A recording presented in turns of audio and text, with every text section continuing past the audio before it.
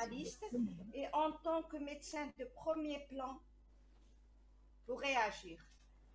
Professeur Mawar est aussi un suivi de Mustapha. Je lui donne la parole. Elle se représente et à vous la parole. Moi, j'éteins mon micro. Oui, merci. J'espère que tout le monde va bien. Je remercie le ministère de m'avoir donné l'opportunité de faire cette formation médicale continue. Et on va parler aujourd'hui de la COVID-19. Mais avant, je vais me présenter. Recording in progress. Très, très bien. Donc, j'ai compris. Cette réunion a été, cette formation médicale continue et fait l'objet de pas mal d'informations concernant le COVID-19, mais également sur les complications respiratoires. Je suis pneumologue, enseignante à la faculté de médecine d'Alger et comme tout médecin, j'ai eu à prendre en charge des patients atteints de Covid, mais également des patients qui font le Covid lent. Je ne déclare aucun conflit d'intérêt en relation avec les données qui sont publiées dans cette présentation. Cette présentation, c'est un ensemble de mises à jour des propositions de conduite à tenir qui sont destinées aux professionnels de santé, principalement ceux qui vont intervenir en premier lieu et premier recours pour la prise en charge et l'orientation des patients qui présentent des symptômes prolongés à la suite de COVID-19. Alors, le programme de cette formation médicale continue est le suivant. On va commencer tout d'abord de façon générale sur la pandémie COVID-19, de l'atteinte respiratoire qui la caractérise, de la nomenclature Covid lent, puisqu'il y avait beaucoup de soucis pour mettre en évidence une définition consensuelle. On parlera des soins primaires prodigués par les généralistes, mais également par les pneumologues. On parlera de la prise en charge du Covid lent de façon générale, mais également de ce qui va venir par la suite, parce que c'est une maladie, comme vous le savez, il y a des questions sans réponse, aussi bien pour la COVID-19 que pour le Covid lent. Donc, des questions sans réponse quant à la description des phénomènes, de la physiopathologie, de l'évolution de la maladie, du nombre de patients qui sont atteints de Covid lent et même du Covid tout court, et de la prise en charge thérapeutique validée. Et on va se heurter devant le concept suivant, c'est qu'à l'heure actuelle, il n'y a que des traitements qui sont symptomatiques non spécifiques des conséquences de la COVID-19. Excusez-moi. Alors, on va commencer par parler de l'atteinte respiratoire au premier plan, mais avant tout de la COVID-19. Donc, on sait que c'est une maladie infectieuse due au SARS-CoV-2. Le virus va toucher en premier lieu les voies respiratoires, il induit une pneumonie, et on s'est rendu compte au bout de quelques temps que ce virus pouvait toucher tous les organes. Les personnes âgées et ceux avec comorbidité, notamment cardiovasculaires, le diabète, surtout l'obésité, les maladies respiratoires chroniques et le cancer, avaient un risque beaucoup plus important chez eux de développer une forme qui est grave. Également, on s'est rendu compte que cette infection pouvait toucher tout le monde, quel que soit l'âge. Il peut toucher une personne jeune, âgée, malade ou sain, et elle peut tomber gravement malade ou en mourir. Le taux de létalité est estimé entre 0,5 et 0,94%, soit l'équivalent de 10 à 20% supérieur à la grippe, et c'est ce qui fait la caractéristique et le danger de cette infection. Quelques chiffres. Il faut savoir que les premières constatations, c'était en Chine, en décembre 2019. Puis, le 11 mars 2020, l'OMS décrète la pandémie. Il y a eu des mesures de confinement, fermeture des frontières, annulation des manifestations sportives et culturelles. Et ce qui a occasionné pas mal de conséquences économiques, sociales, environnementales. Il y avait des craintes également sur le plan économique mondial, sur la santé, puisque la pandémie Covid avait monopolisé tous les systèmes de santé à travers le monde. Donc, tous les pays étaient il y avait une surconsommation de tout par rapport aux soins. Également,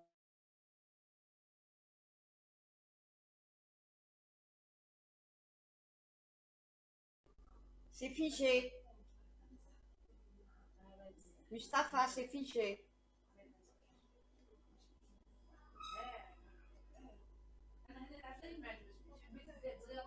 De temps en temps, quand c'est figé, quand je vous dis que c'est figé, hein. D'accord? Alors, Ok. je ne sais pas. Donc, pour le moment, on continue. Au 20 septembre 2022, il y a plus de 600 millions de cas confirmés et plus de 6 millions de un tiers de ces personnes qui ont fait le Covid vont évoluer vers le Covid lent. Et à l'heure actuelle, le meilleur traitement, c'est bien entendu la réhabilitation respiratoire.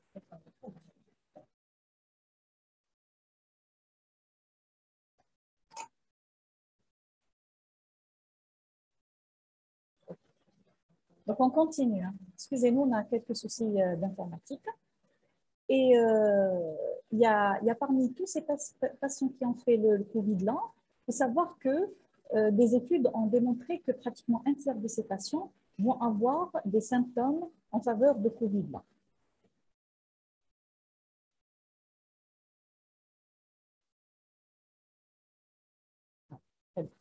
Ensuite, en Algérie, on a 270 000 cas de cas confirmés, mais c'est des patients qui sont confirmés par PCR. Pour ceux qui ont eu à faire seulement une thoracique parce que la PCR n'était pas disponible, n'était pas comptabilisée, et il y a plus de 6 879 décès.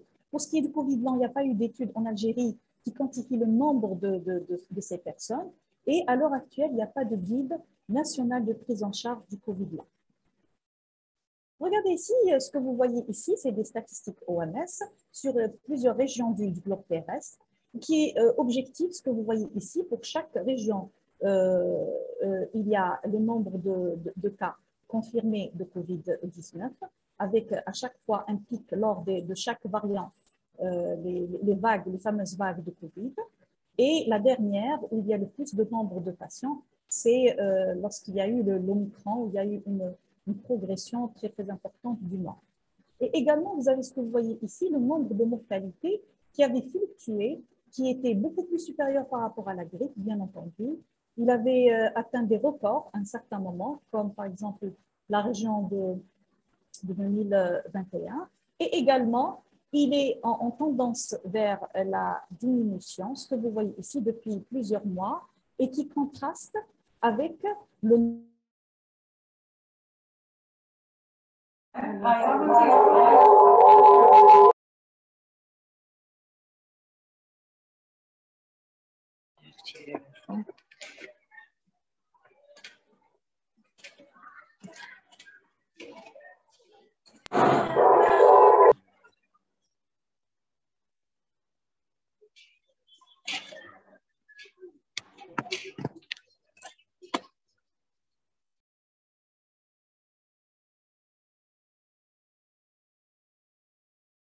Alors, essayez seulement d'être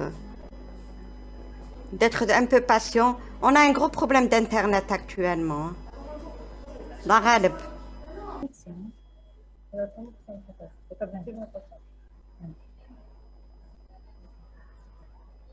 Je pense que l'Awar essaie de ne pas trop tarder sur les plaques de la Covid.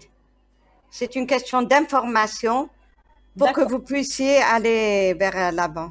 Parce que là... Voilà, OK.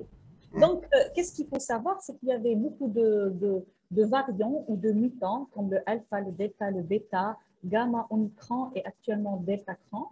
Il y a eu une évolution des connaissances et on s'est rendu compte qu'il y avait, on progresse vers pratiquement des variants qui sont beaucoup plus transmissibles que les précédents, avec un peu moins de sévérité et de gravité.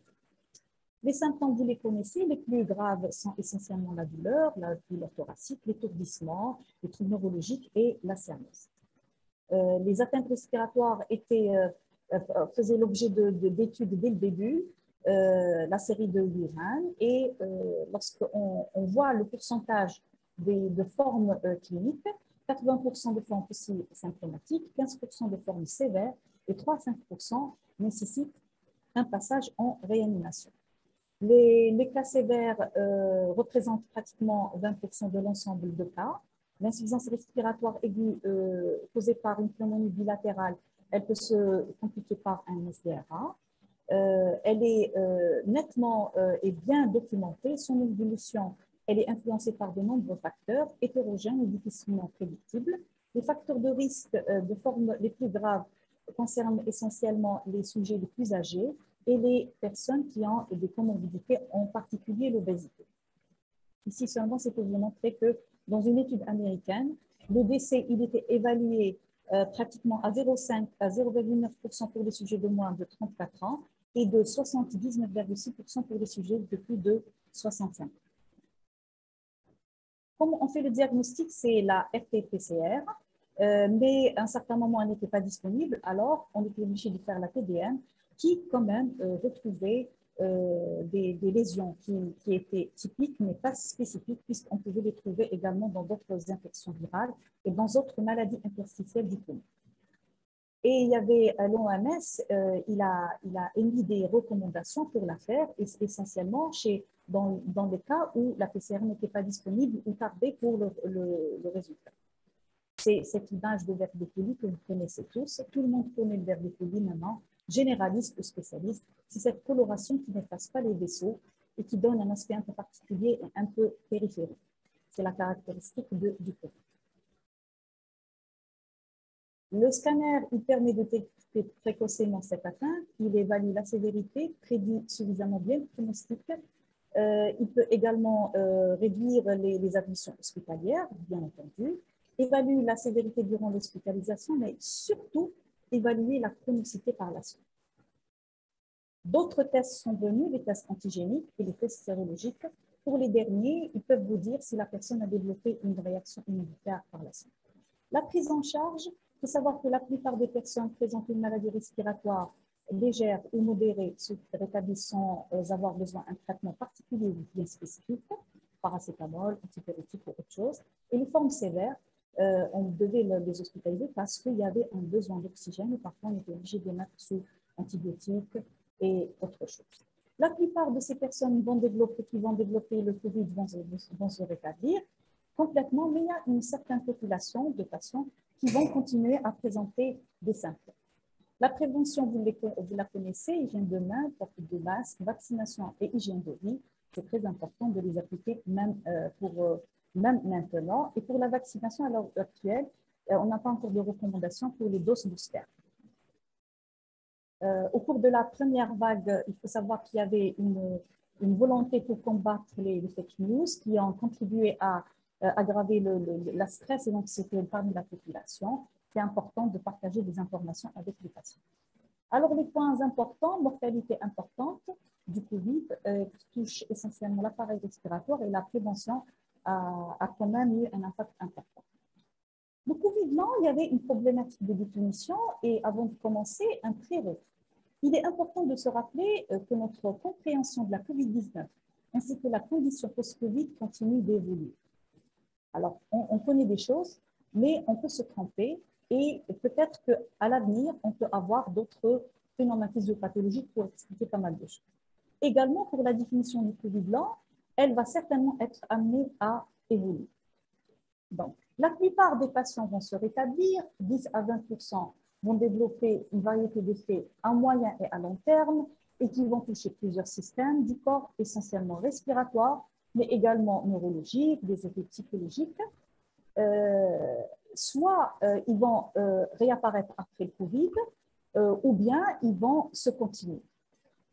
Ces symptômes, ces tableaux cliniques vont avoir des répercussions très importantes sur le plan social et professionnel. Et d'ailleurs, il y a une étude américaine qui a retrouvé que 12% des patients actifs professionnellement, avant la maladie, avant qu'ils contractent le Covid, avant la maladie aiguë, ne reprennent pas leur activité après un an, en raison d'une limitation physique au premier plan. Et parmi ces patients qui ne reprennent pas le travail, 24% doivent réduire le taux d'occupation, c'est-à-dire au lieu de travailler du matin au soir, ils vont sortir un peu plus tôt ou bien arriver au travail un peu plus tard. Donc, c'est une constatation très importante. Donc, il y a des répercussions et on ne peut pas négliger les symptômes du Covid. Alors, vous regardez ici sur ce tableau les principales maladies, syndromes et complications du Covid Covid lent qui peuvent se chevaucher dans le temps. Ce que vous avez ici, c'est les complications des formes sévères lorsque le patient est hospitalisé, par exemple.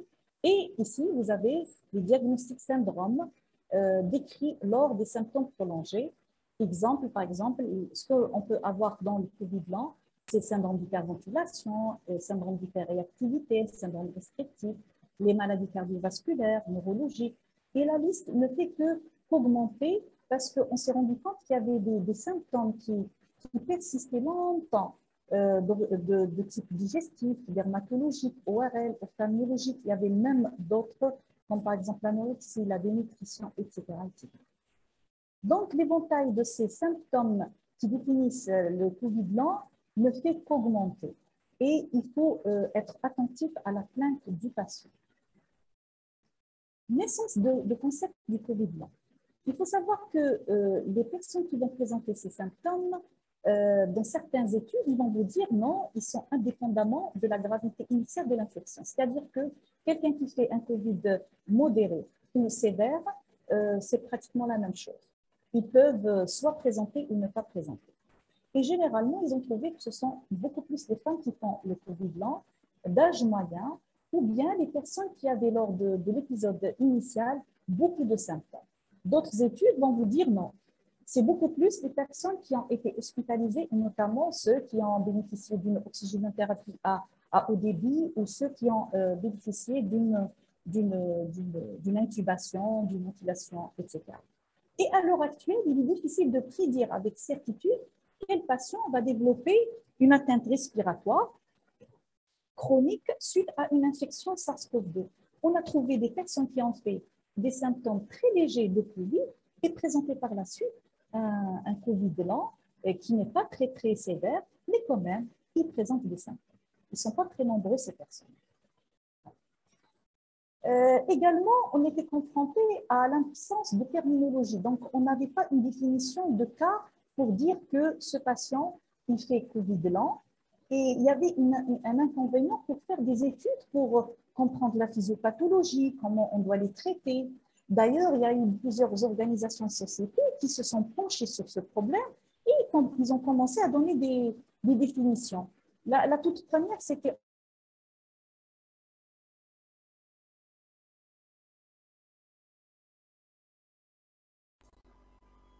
L'image est figée. L'image est figée. Lawar.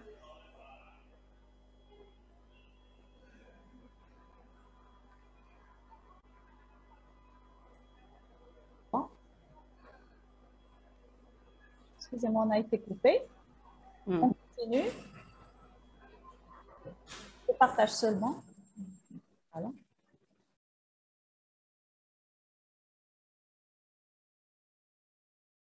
Bon. Non. Très bien. Attendez, je vais mettre ça. Non, non, non, excusez-nous. Hein. Alors, il y a eu...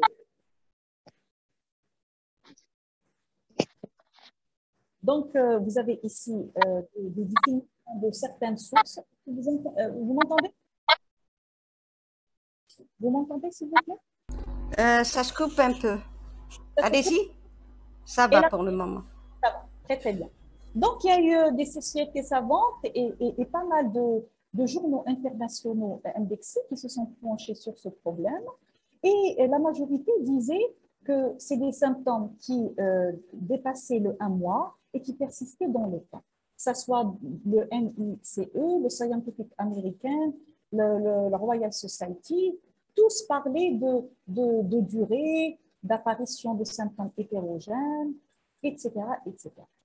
Par exemple, la toute dernière, c'était le Nature, ce que vous voyez ici, Covid, post-Covid, sous forme de symptômes persistants et une complication retardée ou à long terme de l'infection par SARS-CoV-2 au-delà de 4 semaines à compter de l'apparition des symptômes. Ce qui est important pour les médecins généralistes, c'est qu'ils identifient le premier jour des symptômes chez le patient. Quand il fait le Covid la toute première fois, il faudrait qu'on identifie le premier jour des symptômes. Parce que de là, on peut identifier la définition par la suite du Covid. Alors, en septembre 2020, et en réponse à tout ça, l'OMS a créé des codes ICD-10 et ICD-11 pour l'état post-Covid. Et pour normaliser tout ça, il y a eu une étude faite qui a permis définition de cas cliniques post-Covid par le consortium Delphi. Vous voyez, ce sont tous ces pays qui ont participé à cette étude. Dommage, nous, on n'a pas encore, on n'a pas fait partie de ces pays. Et ils ont pu définir le Covid. C'est les symptômes qui peuvent être nouveaux après guérison initiale d'un épisode aigu de Covid-19 qui persistait depuis la maladie initiale, pratiquement à un mois. Ces symptômes peuvent également fluctuer ou rechuter. Et là également, ils ont donné la définition. Fluctuer, c'est-à-dire ils changent dans le temps, en quantité et en qualité. C'est-à-dire une maladie, il va dire l'asthénie ou la dyspnée, elle n'est pas permanente, elle peut venir et disparaître, revenir 2 jours, 3 jours après, ou bien rechute, c'est-à-dire retour des manifestations de la maladie après une période d'amélioration.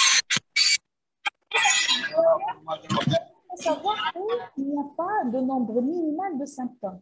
Quelqu'un qui fait un seul symptôme, on peut dire qu'il fait un Covid lent. On n'est pas obligé d'avoir toute la constellation des symptômes digestifs, neurologiques, respiratoires pour parler du Covid lent. Et actuellement, pour les personnes qui font une asthénie qui fait suite à un Covid-19 et qui tarde dans le temps avec un seul symptôme, on peut dire que le patient fait Covid. Chez l'enfant, cette définition elle est un peu différente. Et regardez maintenant, l'OMS, comment on peut définir le Covid lent. Le Covid lent, vous avez un des symptômes de la Covid, Covid aigu. Ensuite, on commence après la 4e semaine. La fin de la 4e semaine, on parlera de Covid symptomatique persistant. Ensuite, on parlera du post-Covid pour parler enfin du Covid lent. Donc, le Covid lent, c'est quoi? Le Covid lent, c'est les symptômes et signes présents de 4 à 12 semaines après l'apparition de Covid, associés aux symptômes et signes persistants présents au-delà de 12 semaines. C'est l'ensemble de ces deux entités.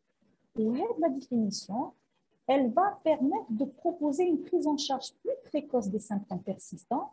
Cela va impliquer qu'on va éliminer au plus vite les diagnostics différentiels dans certaines situations d'urgence et pour démarrer un traitement. Si je n'identifie pas qu'est-ce qu'il est en train de faire le patient, est-ce que c'est un Covid ou bien c'est le Covid lent, je ne peux pas le traiter convenablement. C'est ça la problématique de du Covid.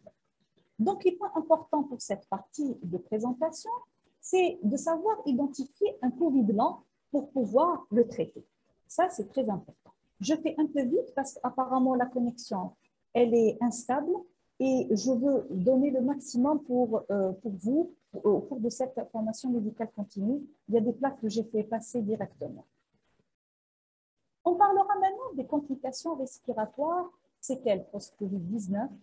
On parlera du diagnostic de ces séquelles et de la prise en charge thérapeutique initialement par les médecins généralistes. Quelles sont ces complications?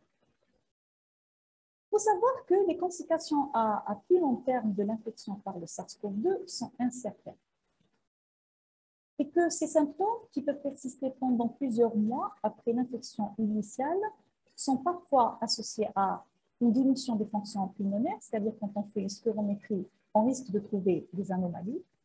Quand on fait des tests à l'effort chez le patient, on peut trouver des anomalies. Et quand on fait un scanner, on peut également trouver des anomalies. Ce n'est pas sûr.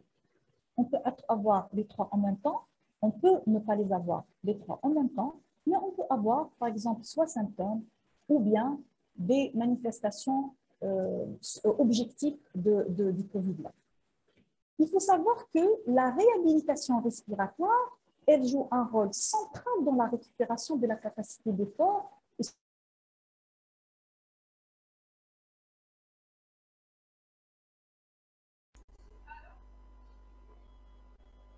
C'est encore figé, hein.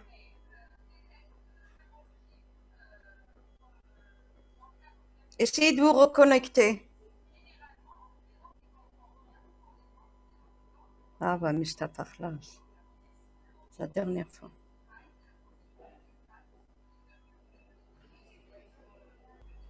C'est bon, mais la plaque, elle n'est pas bonne. Je vais changer de plaque.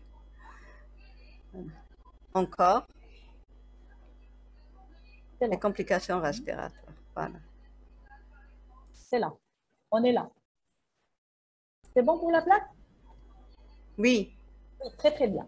Donc, on s'est rendu compte que commencer une réhabilitation respiratoire, notamment chez les patients qui font un Covid sévère, était indispensable. Et cette réhabilitation respiratoire avait et la pierre angulaire par la suite dans le traitement du Covid-là. La place des traitements spécifiques de la quinte pulmonaire, notamment les corticoïdes, les antifibrotiques, restent encore incertaines et doivent être considérées au cas par cas. C'est-à-dire, à l'heure actuelle, les recommandations sont beaucoup plus des avis d'experts. Par exemple, un algorithme validé par toutes les sociétés pour dire que lorsque le patient fait des séquelles respiratoires, vous devez faire ça. Il n'y a que des avis d'experts. Certaines recommandations de société, ça va. Alors, on va parler de l'atteinte respiratoire, de la caractéristique de cette atteinte respiratoire au cours du Covid-là. Il faut savoir qu'aujourd'hui, ces séquelles respiratoires, on a commencé à mieux les connaître grâce aux données de plusieurs cohortes prospectives. Ça veut dire qu'il y a un écho, il y a quelqu'un qui n'a pas coupé son micro. Il y a quelqu'un qui n'a pas coupé son micro, s'il vous plaît. Il y a un micro, non? Il y a un micro et je ne sais pas. Oui. Oui. Il y a un micro, s'il vous plaît, éteignez. Moi, j'entends rien du tout. Hein. Moi, j'entends. C'est pas grave. Alors, Oppo, non. Très alors, bien. je vais remettre. Ça marche. Ça Maintenant, c'est bon. Donc, grâce à ces études de cohorte, c'est-à-dire prospectives, c'est des patients qu'on connaît comment ils étaient avant le Covid, cliniquement, sur le plan fonctionnel. Ils ont fait le Covid et on les a suivis pendant des mois après le Covid. Et c'est grâce à ces études qu'on a pu voir que c'est des patients qui vont présenter lors du Covid long une oppression thoracique à l'effort qui persistait chez 62% de patients. Dans la cohorte coréenne, par exemple, les expectorations, les taux, elles étaient fréquentes. Donc, d'autres études, la dyspnée. Oui? Il y a quelqu'un qui veut parler? Docteur Gougom, c'est vous? Non. Je vais vous demander de couper vos... J'ai mis là, ils écrivent leurs questions et à la fin, ils vont parler. Parce que sinon... Oui, il n'y a aucun souci. Je répondrai à vos questions par la suite. Je dois vous donner le maximum parce que la connexion est instable. Après, ça va... Très bien. Alors, d'autres études ont donné des chiffres. Ah non.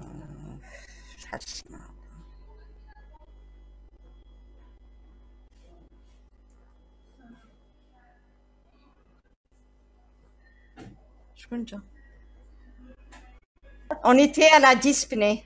On était à la dyspnée. Je vais vous donner le plus important pour vous. Donc, cette dyspnée, elle était importante et pouvait persister au-delà de 90 jours dans cette étude, jusqu'à 39% des patients, c'est-à-dire jusqu'à plus de un tiers des patients présentaient ça. C'est très, très important. Et elle était beaucoup plus importante chez les patients qui étaient hospitalisés. Une autre étude américaine retrouvait que l'utilisation de bronchodilatateurs et d'antitussives était fréquemment retrouvée chez les patients à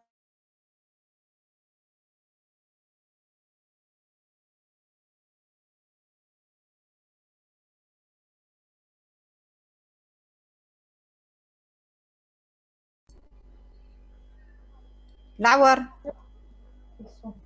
on est à l'américaine.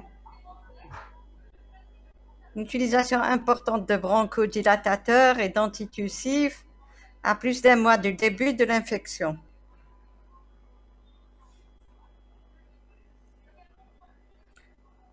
C'est pénible pour l'enseignant. Là, c'est pénible pour l'enseignant. Même si les participants disent que c'est pénible, mais l'enseignant, c'est encore pire. C'est pas grave. On est en train de le faire. C'est pour la bonne foi. C'est pour la bonne cause. Et même s'il y a des coupures, l'essentiel, ne perdez pas le fil. Et continuez à me suivre, s'il vous plaît, parce que ce que je suis en train de dire est très, très important. Donc, J'ai dit que la dyspnée, elle persistait chez un tiers des patients et sans résolution, et elle touchait beaucoup plus les femmes. Faites très attention, l'âge, les sujets les plus âgés et ceux qui avaient des comorbidités. Ça, c'est la cohorte de Yuvan.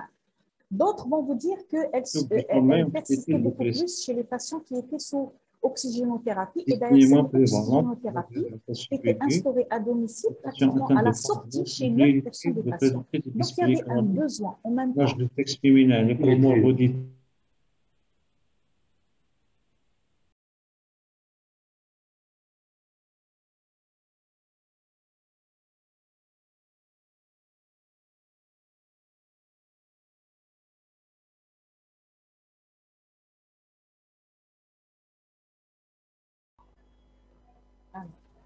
C'est pas ça, c'est pas la plaque.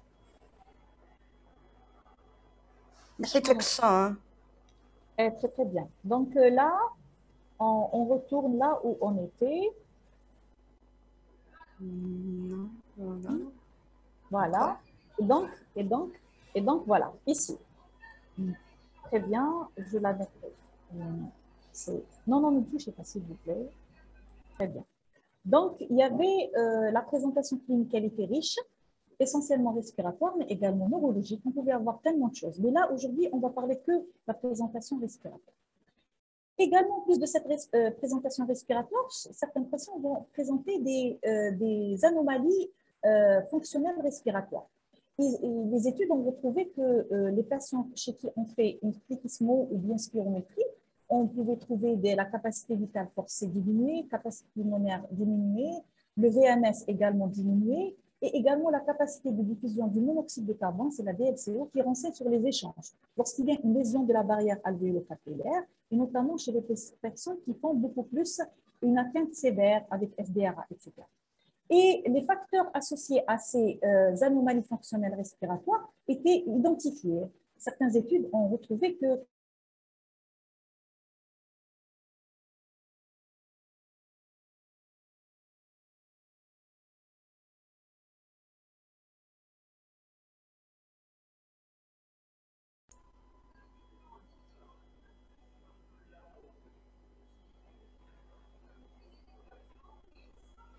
Pas possible.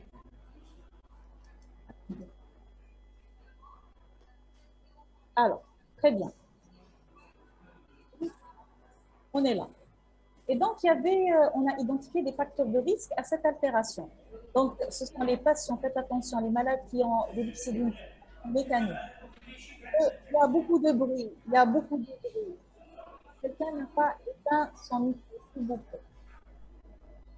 Donc, les facteurs associés à une altération des fonctions pulmonaires, c'est la ventilation mécanique, c'est les patients qui ont été hospitalisés longtemps, et notamment en soins intensifs, et les comorbidités, la BPCO, le tabagisme et l'obésité.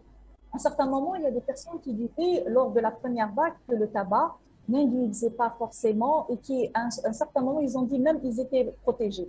Ils n'étaient pas protégés, ils faisaient des formes sévères. Et actuellement, on sait que le Covid long, il est beaucoup plus fréquent chez les patients qui sont fumeurs.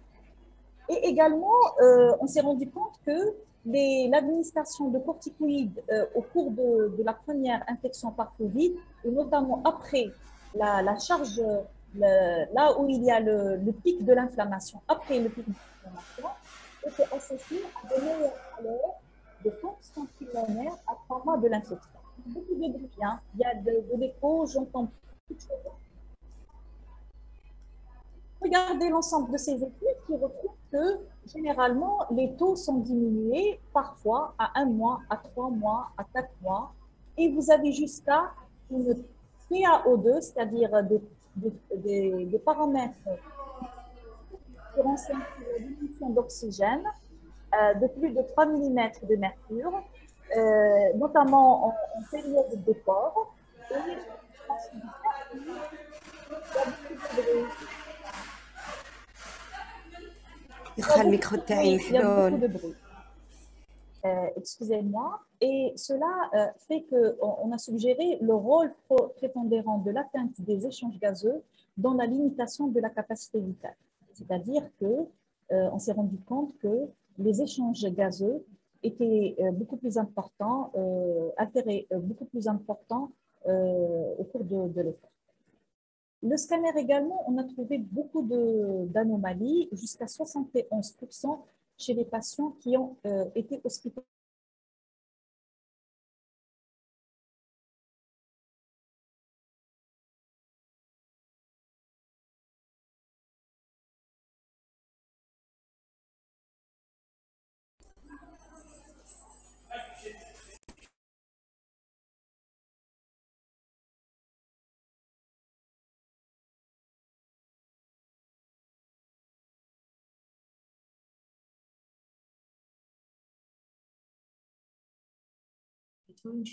لا لا هذاك الصون تاعنا.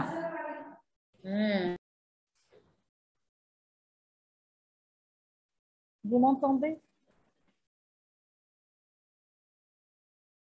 On entend, on entend. Oui. On entend.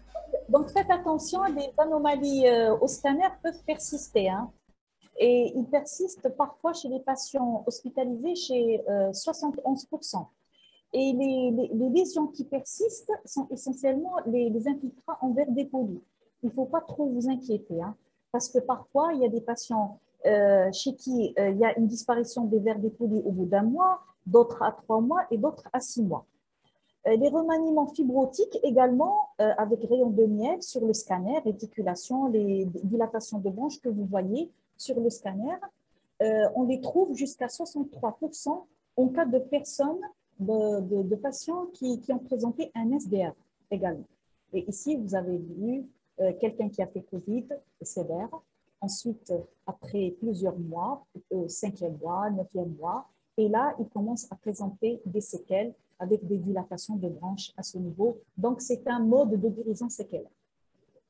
Également sur cette radio. Donc, je fais rapidement.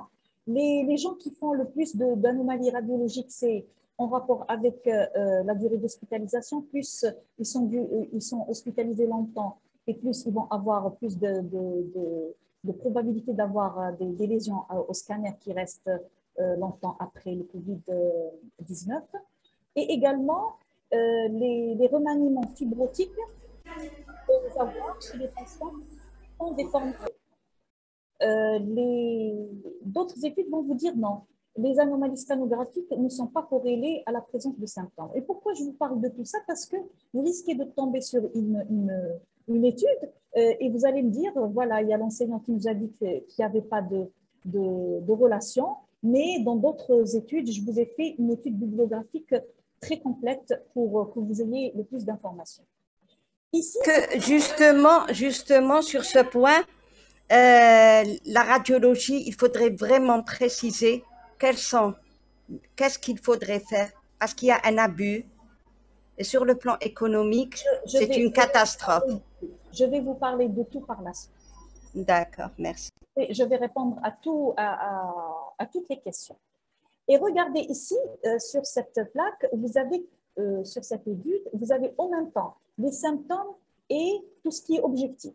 Parce que quand un patient vient vous dire qu'il est symptomatique, sur le plan objectif, moi, je veux quantifier tout cela, n'est-ce pas? Il n'y a pas mieux que l'exploration fonctionnelle respiratoire, le scanner, pour avoir une idée de ce qu'il est en train de faire. Dans cette étude, 74% des patients présentaient des symptômes. Et regardez ici, breathless, ce que vous voyez ici la dyspnée, plus de la moitié des patients gardaient la dyspnée, ils gardaient la toux. Et ils avaient également d'autres symptômes, notamment la fatigue. Pratiquement plus de 90% avaient une fatigue. Et quand on fait les examens complémentaires, on allait avoir plein de choses. Désaturation à l'effort, troubles ventilatoires restrictifs chez pratiquement plus de la moitié des patients. Le scanner n'était pas normal chez les malades, au contraire, chez 50% des patients, persistaient quelques lésions. Donc, il est important de connaître tout ça. La physiopathologie, il faut savoir que cette physiopathologie, elle est multifactorielle et elle n'a pas été élucidée. Elle est en rapport avec l'atteinte parenchymatose séquelaire, l'atteinte vasculaire, mais il y a également la composante extrapulmonaire, notamment le système cardiovasculaire, thromboembolique, neurologique, des conditionnements. Également, c'est l'atteinte musculaire. Pourquoi? Parce que les patients, quand ils sont hospitalisés longtemps, quand on leur donne la corticothérapie, cela va induire une myopathie de réanimation. Et là, cette myopathie va retentir sur la ventilation. Et lorsque vous avez également un état inflammatoire, ça va impacter sur la mécanique respiratoire et c'est des patients qui vont avoir des difficultés respiratoires. Donc, la physiopathologie du Covid lent n'est pas encore détaillée et on ne connaît pas grand-chose. Et je vous ai mis ici toutes les références bibliographiques pour que vous vous retrouviez. Très bien. Alors, le suivi d'une infection après Covid-19, qu'est-ce que vous faites? Alors, comment vous allez mener cette consultation chez ces patients? Écoutez-moi attentivement. Généralement, on reçoit le patient à 1 mois ou bien à l'occasion de symptômes ou de complications après Covid. Mais généralement, on a pris l'habitude de donner le rendez-vous de contrôle à 1 mois. Vous allez, avant tout, vous, médecin généraliste, évaluer l'épisode initial. Avant de parler de l'épisode pour lequel il vient, vous allez identifier et évaluer l'épisode initial du Covid. Vous allez décrire les symptômes. Vous allez demander aux patients quels sont les types de symptômes, leur durée, sévérité, tout ce qui est en rapport avec l'épisode initial. Est-ce qu'il a une preuve qu'il a fait un SARS-CoV-2? Est-ce qu'il a des examens complémentaires, imagerie, exploration, ECG, écho-cœur?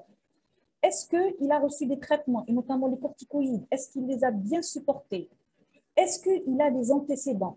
Surtout, maladie auto-immune, parce qu'on a vu pas mal de personnes qui ont fait le Covid et quelques mois après, ils ont développé une thyroïdite auto-immune, ils ont développé un diabète, ils ont développé pas mal de choses. Également, il faudrait identifier dans les antécédents les troubles anxio-dépressifs, des insuffisances d'organes, par exemple le rein, une atteinte pulmonaire, cardiaque. Est-ce qu'il est traité pour une immunodépression?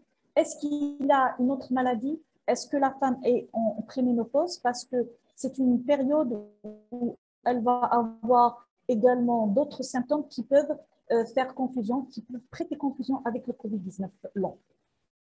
Deuxièmement, après avoir évalué l'épisode du Covid-19, la période initiale, on va évaluer l'état actuel.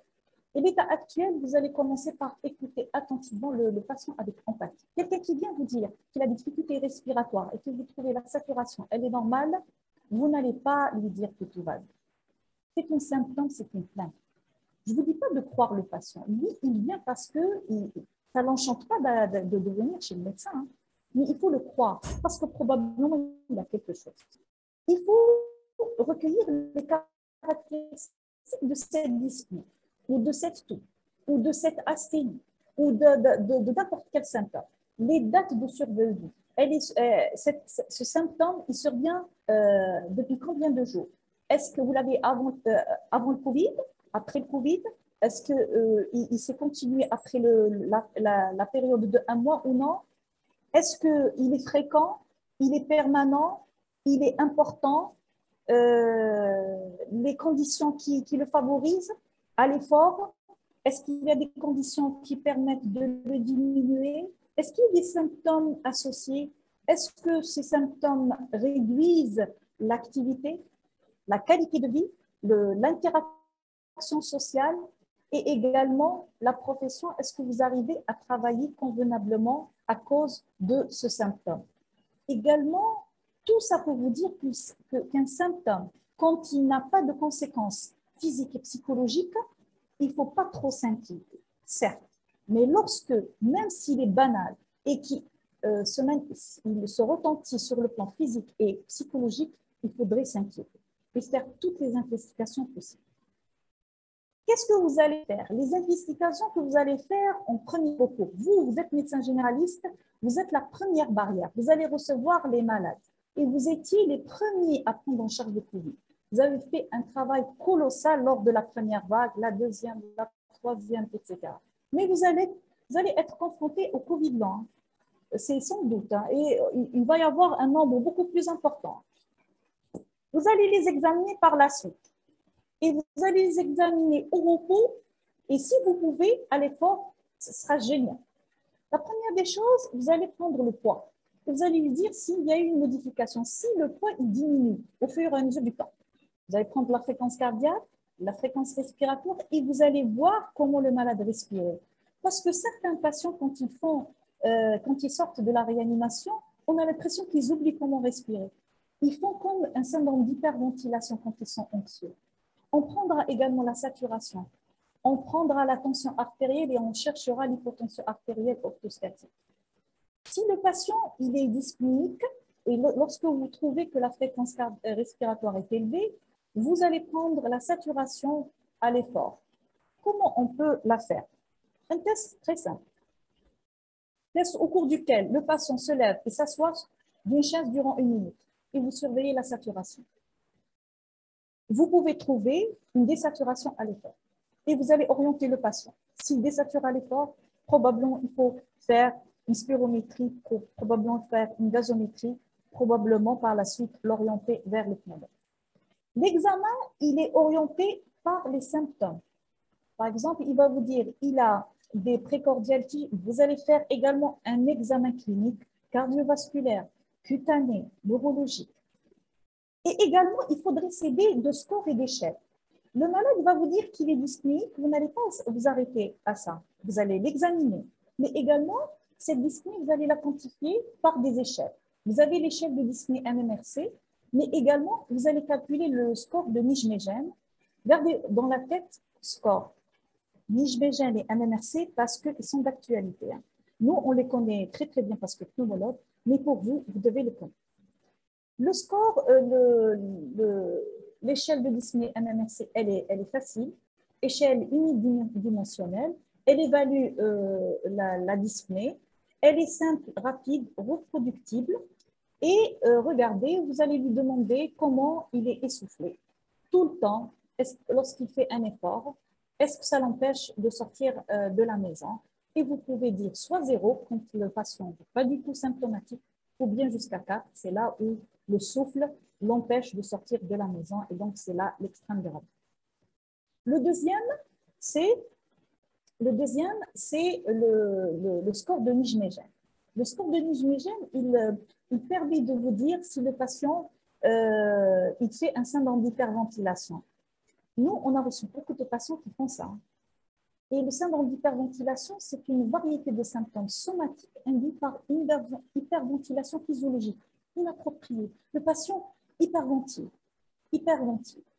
Et ça, c'est en rapport avec une dysrégulation de la ventilation qui va causer une hypocapnie. Quand vous faites une hypoxie, vous dites le patient il a une PaO2 normale, voire supérieure à la normale, mais la PaCO2, elle est basse parce qu'il hyperventile. On absente de cause organique, c'est-à-dire qu'il n'y a pas d'autre chose pour expliquer tout ça. Et ça touche 6 à 10% de la population normale, mais à l'heure actuelle, on n'a pas une proportion chez les patients qui font le Covid long. Et généralement, ça touche le sexe féminin. Et pour ce qui est de l'âge, on n'a pas encore une tranche d'âge pour ceux qui font Covid long. Regardez ici, c'est plein de la physiopathologie. Elle est identifiée chez les patients qui ne font pas le Covid lent, mais c'est un cercle vicieux. C'est un cercle vicieux où vous allez avoir des symptômes, aggravation du stress. Le stress va donner une hyperventilation. L'hyperventilation va entraîner une hypocapnie. Cette hypocapnie va donner des symptômes, etc. Et c'est un cercle vicieux chez le patient. Éventuellement, cette hyperventilation, elle peut être aggravée par l'effort ou le stress dans l'état normal, c'est-à-dire pas dans le Covid spécial. La clinique du syndrome d'hyperventilation, pourquoi j'insiste sur ça? Parce que vous allez recevoir beaucoup de patients qui vont présenter ça. Ne vous alarmez pas parce que le traitement, il est quand même un peu codifié. Donc, c'est des patients qui vont vous dire « je suis fatigué, j'ai l'impression que je ne peux même pas me lever du lit ». Ils sont dyspniques jusqu'à 90%. Et ils ont une mauvaise relation avec l'intensité de l'effort. C'est-à-dire que vous les trouvez au repos, ils hyperventilent. Au repos, ils hyperventilent. Ils vous disent qu'ils baillent tout le temps, ils font des soupirs, ils présentent parfois des douleurs, parfois pseudo-angineuses. Vous avez l'impression qu'il va faire un IDR. Et ils vont vous dire qu'ils ont des étourdissements, ils ont des paresthésies autour des lèvres, ils ont une photophobie, ils font beaucoup de cauchemars, insomnie, dépression. Et les facteurs déclenchants ne sont pas tout le temps retrouvés. Mais quand on fait l'interrogatoire minutieux, c'est des personnes qui sont stressées, et également, ils ont un contexte anxieux fréquent. On élimine rapidement certaines maladies qui donnent ce syndrome et on va argumenter ce dernier. On fait une radio et une gazométrie. Cette gazométrie, elle est capable de mettre en évidence une PaCO2 qui est diminuée avec une PaO2 normale. Dans ce cas-là, on est en droit de diagnostiquer ce syndrome. Et lorsqu'on le diagnostique, bien entendu, on s'aide par le score de Nijmegen et vous avez des scores. Lorsque ce dernier est supérieur à 23, ça va conforter ce diagnostic. Il y a également chez l'enfant, c'est des 17 items validés chez l'enfant. Les critères diagnostiques de ce syndrome, c'est présence d'au moins 2 de ces critères, positivité du score de Nijmegen et bien entendu la reproduction lors du test d'hyperventilation volontaire d'au moins 2 symptômes. Quand il commence à hyperventiler, vous allez lui dire de respirer profondément et rapidement, il va avoir des symptômes, ce qu'on a dit, dyspnée, des fourmillements, bâillements, etc., etc. Également, vous pouvez documenter certains symptômes. Par exemple, chez quelqu'un qui va vous dire « j'ai de la fatigue ». Vous devez la quantifier, l'échelle de Schalder. Quelqu'un qui va vous dire « voilà, j'ai des symptômes d'anxiété et tout », vous allez faire le score HAD que vous connaissez tous. Quelle information vous allez partager avec le patient? Après avoir identifié la symptomatologie ou l'état initial du COVID-19, la période initiale, vous allez évaluer les caractéristiques du Covid lent, les symptômes du Covid lent, c'est-à-dire l'épisode actuel. Vous allez examiner le malade, vous allez évaluer cette symptomatologie par des échelles de mesure, mais vous restez toujours dans le subjectif. Hein. Mais ce subjectif, il est important parce que c'est une plainte par le patient. Qu'est-ce que vous allez faire par la suite? Vous allez informer le patient et vous allez partager cela avec lui parce que il est important de lui dire que il y a des choses qu'on n'arrive pas à expliquer à l'heure actuelle, que le temps de récupération, de retour à un état de santé préexistant avant qu'il ne tombe du Covid peut être plus ou moins lent en fonction des patients. Il y a des patients qui vont vous dire, voilà, moi j'ai fait le Covid, mon épouse également, elle a récupéré au bout de 2 semaines. Là, moi, depuis pratiquement 3-4 mois, je peine à m'en remettre, etc. Vous allez lui dire que chacun a son temps de récupération. C'est important de partager cette information. Également, le recul est limité. Donc, je ne peux pas lui dire quand est-ce qu'il n'aura plus ces symptômes. Parce qu'il y a des malades qui vont vous dire quand est-ce que j'aurai plus tout ça. Vous allez lui dire, je ne peux pas. C'est difficile. On n'a pas encore de statistiques, on n'a pas d'études qui ont permis d'identifier tout ça. Également, vous allez lui dire qu'une part importante des patients semble s'améliorer de façon progressive, en général plusieurs mois, avec une prise en charge globale. Et c'est là où vous allez lui dire qu'on peut vous donner des traitements symptomatiques, que le repos il est important, que la réadaptation respiratoire, on sait donc d'une consultation chez le kiné, elle est intéressante, et qu'il est important d'avoir une hygiène de vie, une hygiène professionnelle, alimentation équilibrée, exercice de relaxation, respect de rythme veille-sommeil, limitation des excitants, limitation ou mieux arrêt de l'alcool, le tabac et autres substances. Tout ça, ce n'est pas du blabla, c'est important et c'est validé par plusieurs sociétés. C'est très important de partager ce genre d'informations avec le patient. Certaines investigations de premier recours sont indispensables. Par exemple, quelqu'un qui est dyspnéique, vous allez faire une formule. Peut-être qu'il est en train de faire une anémie, fonction rénale également, la fonction hépatique, voir si la CRP est redevenue normale. Il y a des personnes qui ont gardé CRP augmenté pendant des semaines et des mois après le Covid. VS également, la TSH. Est-ce que vous m'entendez? Oui, très bien. Très bien. Ensuite, la TSH, il y a pas mal de patients, surtout des femmes, qui ont fait des symptômes. Pour nous, ça faisait Covid lent, alors qu'en réalité, ils faisaient une thyroïdite auto-immune. parce que le Covid, il a un peu titillé notre système immunitaire. Et lorsqu'on avait des maladies, on était prédisposé à certaines maladies auto-immunes, ce virus, lors de plein d'interactions immunitaires, a fait sortir cette maladie auto-immune. Donc, c'est des patients chez qui, lorsqu'ils présentent la tachycardie, de l'asthénie, comme une anxiété ou de l'angoisse, n'hésitez pas à demander de la TSH chez certains patients. Vous pouvez découvrir de véritables dystéroïdes. Hein. Également, c'est l'occasion de documenter. Quelqu'un, il va vous dire, oui, j'ai fait le Covid, mais voilà, je n'ai pas fait de test. Faites-lui une sérologie. C'est important pour avoir un statut. Est-ce que réellement il avait fait ou non? Mais ça ne veut pas dire qu'il n'a pas d'anticorps, qu'il n'a pas fait, mais quand même, on peut s'aider. Très bien. La reprise d'une activité physique quotidienne doit être favorisée. Vous n'allez pas lui dire, il y a le repos. Pour certains patients, pour d'autres, l'activité physique quotidienne doit être favorisée parce que le confinement c'est un cercle vicieux. L'anxiété, les phobies, il ne va pas marcher, il va grossir et tout ça va altérer son état. L'activité physique reste contre-indiquée parfois chez certains patients. Faites attention, les cardiovasculaires, c'est toujours d'un avis cardiaque. En cas de désadaptation à l'effort, c'est-à-dire qu'il a du mal à faire une activité physique, le réentraînement, il est important. Et le réentraînement, c'est le dada des personnes qui travaillent dans la réhabilitation respiratoire et les kinésithérapeutes. Si une personne fait un syndrome d'hyperventilation, le kiné formé pour ça peut aider. Et également, il faut savoir qu'il faut le dire aux patients que même si vous avez Covid lent, le Covid lent n'est pas synonyme du Covid aigu. Donc, ce n'est pas contagieux et également, vous pouvez faire le vaccin.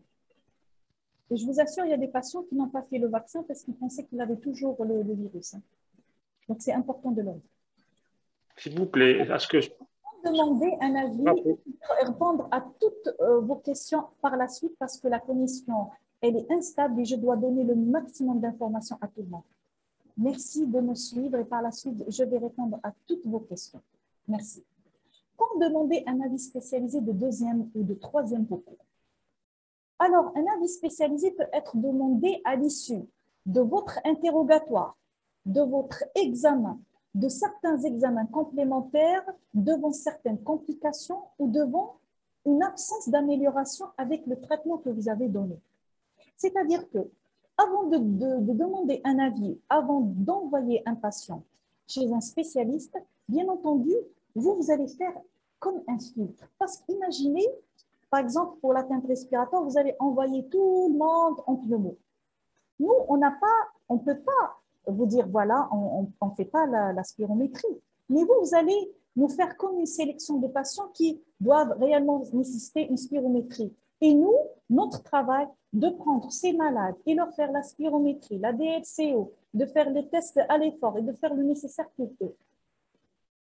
Et cet avis, il est donné lorsque le patient présente une SPO2 inférieure largement inférieure à 96, lorsqu'il présente une désaturation à l'exercice, lorsqu'il présente une douleur thoracique qui évoque une atteinte cardiaque, lorsqu'il a des douleurs inexpliquées, vous avez donné un traitement, mais elles persistaient et elles ne sont pas expliquées. Lorsque la fièvre, elle persiste ou elle réapparaît et elle est inexpliquée, ou bien lorsqu'il y a un syndrome inflammatoire, CRPVS, fibrinogène, augmenté, il persiste des mois et des mois après le Covid. Lorsque, par exemple, vous trouvez qu'une pathologie sous-jacente s'est aggravée, son diabète était équilibré et 3 mois après, il n'est plus équilibré, vous avez du mal à trouver une glycémie à jeun normale. Et également, lorsque le patient présente des limitations, des restrictions des activités, il n'arrive plus à travailler comme avant. Dans ce cas-là, vous pouvez demander un avis spécialisé chez un autre confrère. Et regardez, quand on reçoit les patients, Nous, quand on reçoit les patients, généralement, ce sont des symptomatiques indépendamment de la sévérité, et ils ont des antécédents d'hospitalisation et notamment des antécédents d'hospitalisation pour un Covid lent, un Covid sévère, excusez-moi. Et c'est là où on va faire l'ensemble de ces examens complémentaires. Mais on ne peut pas les faire chez tout patient qui présente une dyspnée. Il faudrait qu'il y ait un filtre. Parce que sur le plan rentabilité diagnostique et sur le plan financier, l'État ne peut pas supporter autant d'examens complémentaires qui peuvent revenir normaux. Bien entendu, les tests de marche de 6 minutes, également, ils se font dans les structures, dans les services de pneumologie, mais également dans les services de réhabilitation respiratoire. Le scanner, il peut être demandé exceptionnellement, dans certains cas par le généraliste. Nous, également, on fait très attention quand on prescrit le scanner. Faites attention à l'irradiation, faites attention à l'irradiation et faites attention à l'irradiation. On le fait 3 mois à 3 mois et par la suite en fonction de l'évolution. Il faudrait qu'on ait un peu de temps pour évaluer une thérapeutique. On ne va pas le faire tout chaque mois, ce n'est pas possible. Et durant la COVID-19, durant les 2 années passées, il y a eu une prescription abusive de la TDM. Et d'ailleurs, c'est vrai, il y avait quelque chose de bon dans ça parce que les généralistes connaissaient le verbe poli, ils pouvaient même interpréter le scanner, mais de l'autre côté, il y a une irradiation de la population qui était démesurée. Également, il y a certains algorithmes qui vous disent que lorsque le patient il est en ambulatoire, il y a des indications pour le scanner. Lorsqu'il passe aux urgences, bien entendu, il faudrait faire un bilan fonctionnel minimal. Lorsqu'il est hospitalisé dans un service spécialisé, dans ce cas-là, on lui fait la totale et nous, regardez ce qu'on leur fait, on leur fait tout ça. Est-ce que, selon vous, on peut hospitaliser tout patient qui présente une dyspnée? Ce n'est pas possible. Votre rôle dans la prise en charge du Covid-19, dans le Covid-19 tout court et le Covid lent, est un rôle primordial, crucial. L'imagerie, elle ne permet pas, les données actuelles disponibles dans le suivi de 6 à 12 mois, ne permet pas de prédire avec certitude si les lésions fibrotiques observées sont réellement irréversibles. Donc, de temps en temps, il y a des patients, des confrères, ils vont vous dire à 6 mois, il a des lésions, est-ce que c'est au stade de fibrose? Là, ce n'est pas possible. On n'a pas assez de recul pour ça. On attend des études prospectives pour cela. D'accord. Et cette pandémie est en constante évolution et également les données, on commence, données d'études prospectives, on commence à les avoir. L'intervalle du suivi n'est pas clairement défini pour le scanner. Les premiers, c'est 12 à 18 mois généralement proposés. Mais au-delà, on ne va pas faire chaque 3 mois, chaque 6 mois et tout, faites très attention. La dyspnée. Je vous ai dit que lorsque quelqu'un est dyspnéique, vous allez l'interroger sur le Covid-19, ensuite sur la durée des symptômes, sur plein de choses. Ensuite, vous allez quantifier cette dyspnée. Vous allez voir comment il respire. Et vous allez consulter l'imagerie initiale chez ce patient et également certains examens peuvent être demandés.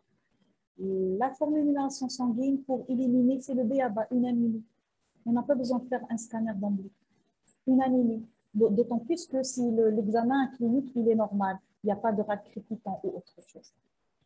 Éliminer une maladie cardiovasculaire, éliminer un déconditionnement, éliminer une atteinte des muscles respiratoires. Et dans ce cas-là, pour les atteintes des muscles respiratoires, il est obligatoire de l'envoyer chez un pneumologue. Là, c'est pour vous rappeler que le syndrome d'hyperventilation, on y pense lorsque la dyspnée n'est pas corrélée à l'amplitude de l'activité. C'est-à-dire très dyspnéique, vous le recevez en consultation, il ne fait aucun effort, il est dyspnéique. Il hyperventile devant. Et avec des signes associés avec un score de Nijmegen supérieur à 23. L'atteinte cardiovasculaire, en dehors des complications cardiaques directement liées au SARS-CoV-2, comme par exemple la myocardite,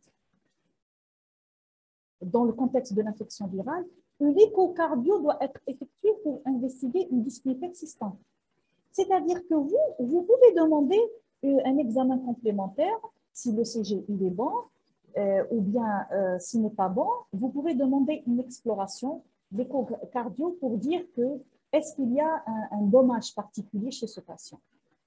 En cas d'antécédent d'embolie pulmonaire durant la phase aiguë ou de suspicion d'une atteinte vasculaire pulmonaire, par exemple une maladie thromboembolique chronique, il est recommandé de demander un avis en pneumologie pour faire une scintigraphie de ventilation et de perfusion parce qu'on a tendance à croire que l'embolie est aiguë, mais il y a une embolie chronique avec des répercussions sur la respiration. Elle peut nous donner une hypertension pulmonaire chronique. L'atteinte des muscles respiratoires. Lorsqu'il y a une persistance de dyspnée et ou lorsqu'on a une insuffisance respiratoire, et là, je parle de l'hypoxie, hein, il est préconisé d'exclure une atteinte des muscles respiratoires, surtout lorsque le patient il était aux soins intensifs, surtout s'il a bénéficié d'une hospitalisation qui a duré longtemps, surtout s'il a été ventilé. Parce que pourquoi? Tout cela va entraîner comme une pneumopathie. Rappelez-vous que ceux qui ont séjourné en réanimation sortent avec une dénutrition, sortent avec une amyotrophie. Et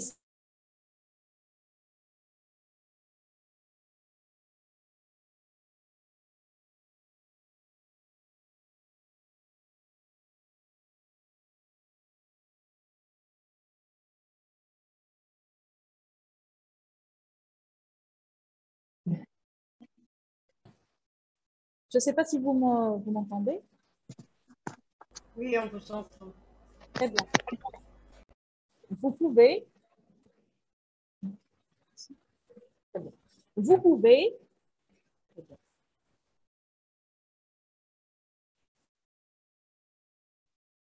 alors, vous pouvez demander, le B.A.B.A, c'est de faire une échographie diaphragmatique pour faire la course. Et par la suite, s'il y a réellement une anomalie, envoyez bien entendu le patient vers un centre spécialisé, un service qui explore les muscles respiratoires. Il y a des examens de premier.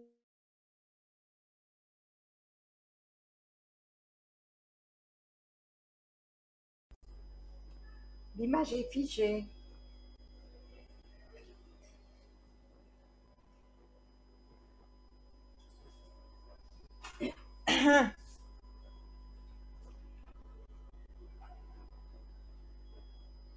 Elle est figée, l'image. Hein.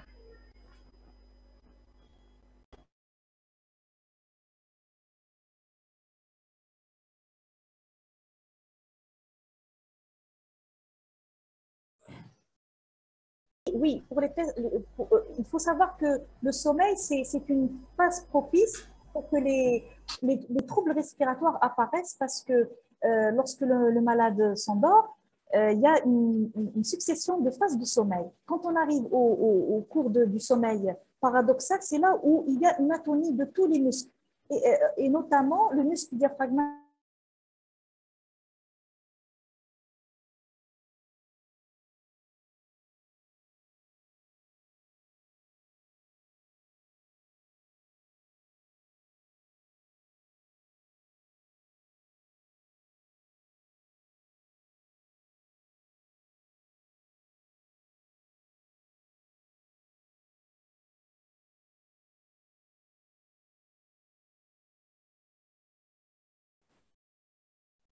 Excusez-nous.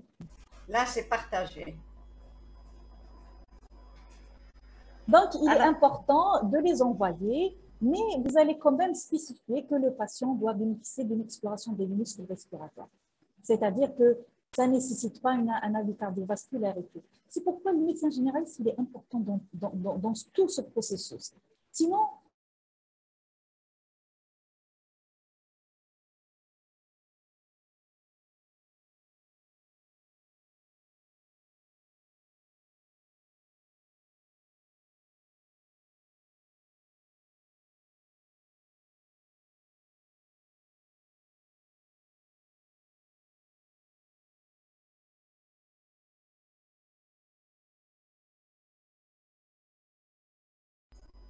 C'est coupé, hein?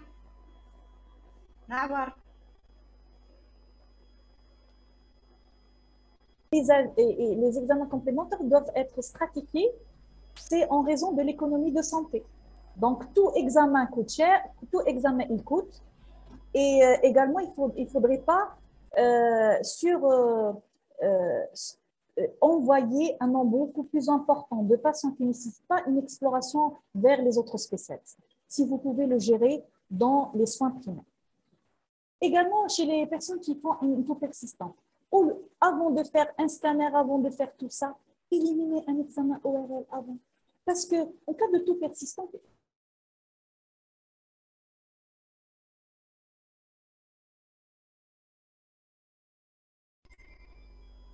C'est figé. Vous devriez changer de plaque. Elle vous porte malheur à de la plaque.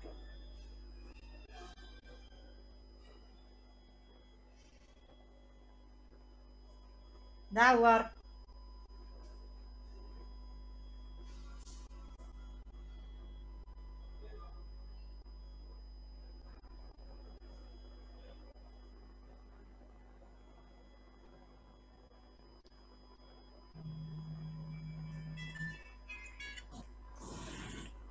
Alors, pour les patients qui font une toux, avant de demander d'autres examens complémentaires, demandez un avis ORL, notamment les patients qui ont été intubés avant de faire une panoplie d'examens complémentaires. Également, rechercher un RGO, c'est-à-dire quelqu'un qui fait une toux persistante, ça rejoint quelqu'un qui n'a pas fait COVID. Donc, il faudrait évaluer les probabilités de d'autres pathologies hors atteinte respiratoire. C'est important. Donc, les centres spécialisés, ils sont intéressants et importants pour les cas les plus graves. Ils permettent une prise en charge multidisciplinaire. On recommande leur création. À l'heure actuelle, on n'a pas encore fait les réseaux de multidisciplinarité dans la prise en charge du COVID de long, mais je pense avec le temps, on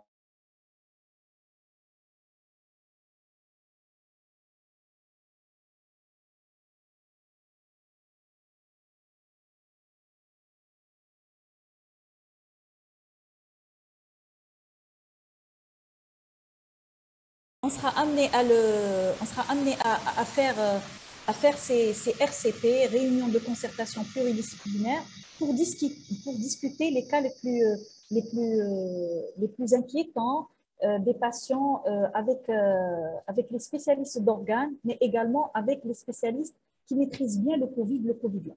C'est indispensable. Actuellement, à l'étranger, ils ont un réseau multidisciplinaire pour le COVID et le COVID long. À l'heure actuelle, ça commence un peu à bouger. Très bien.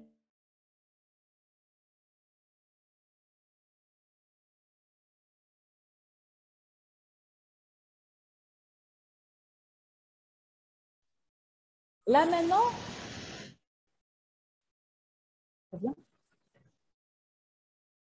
il y a des guides. Guides, recommandations. En Algérie, on n'a pas encore de recommandations ou de guides pour les patients qui font le COVID long. Et les propositions données par certaines sociétés savantes peuvent évoluer dans le temps et au fil des connaissances sur le sujet. Ces propositions seront adaptées également, c'est très, très important.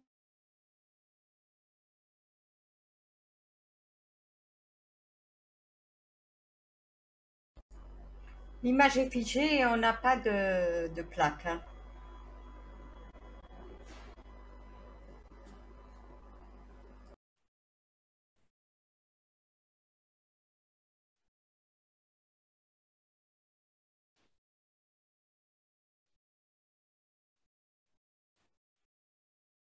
Vous m'entendez? Oui. Est-ce que vous m'entendez? Oui, on vous entend, on vous entend. Oui.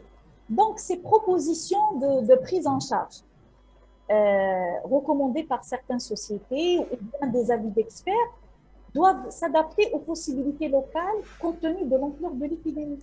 C'est-à-dire que dans certains pays, il ne va pas y avoir de recommandations où tous les patients vont bénéficier d'un scanner, d'une exploration cardiovasculaire très poussée, IRM cardiaque.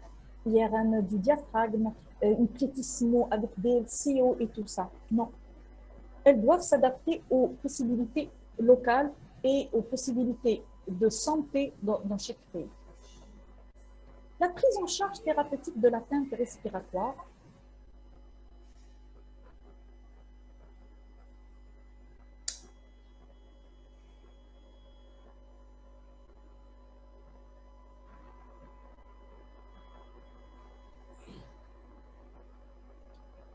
Vous pouvez vous asseoir ici. Amenez quelque chose. Il reste beaucoup de plaques. D'accord. Très bien. Donc, la prise en charge va commencer.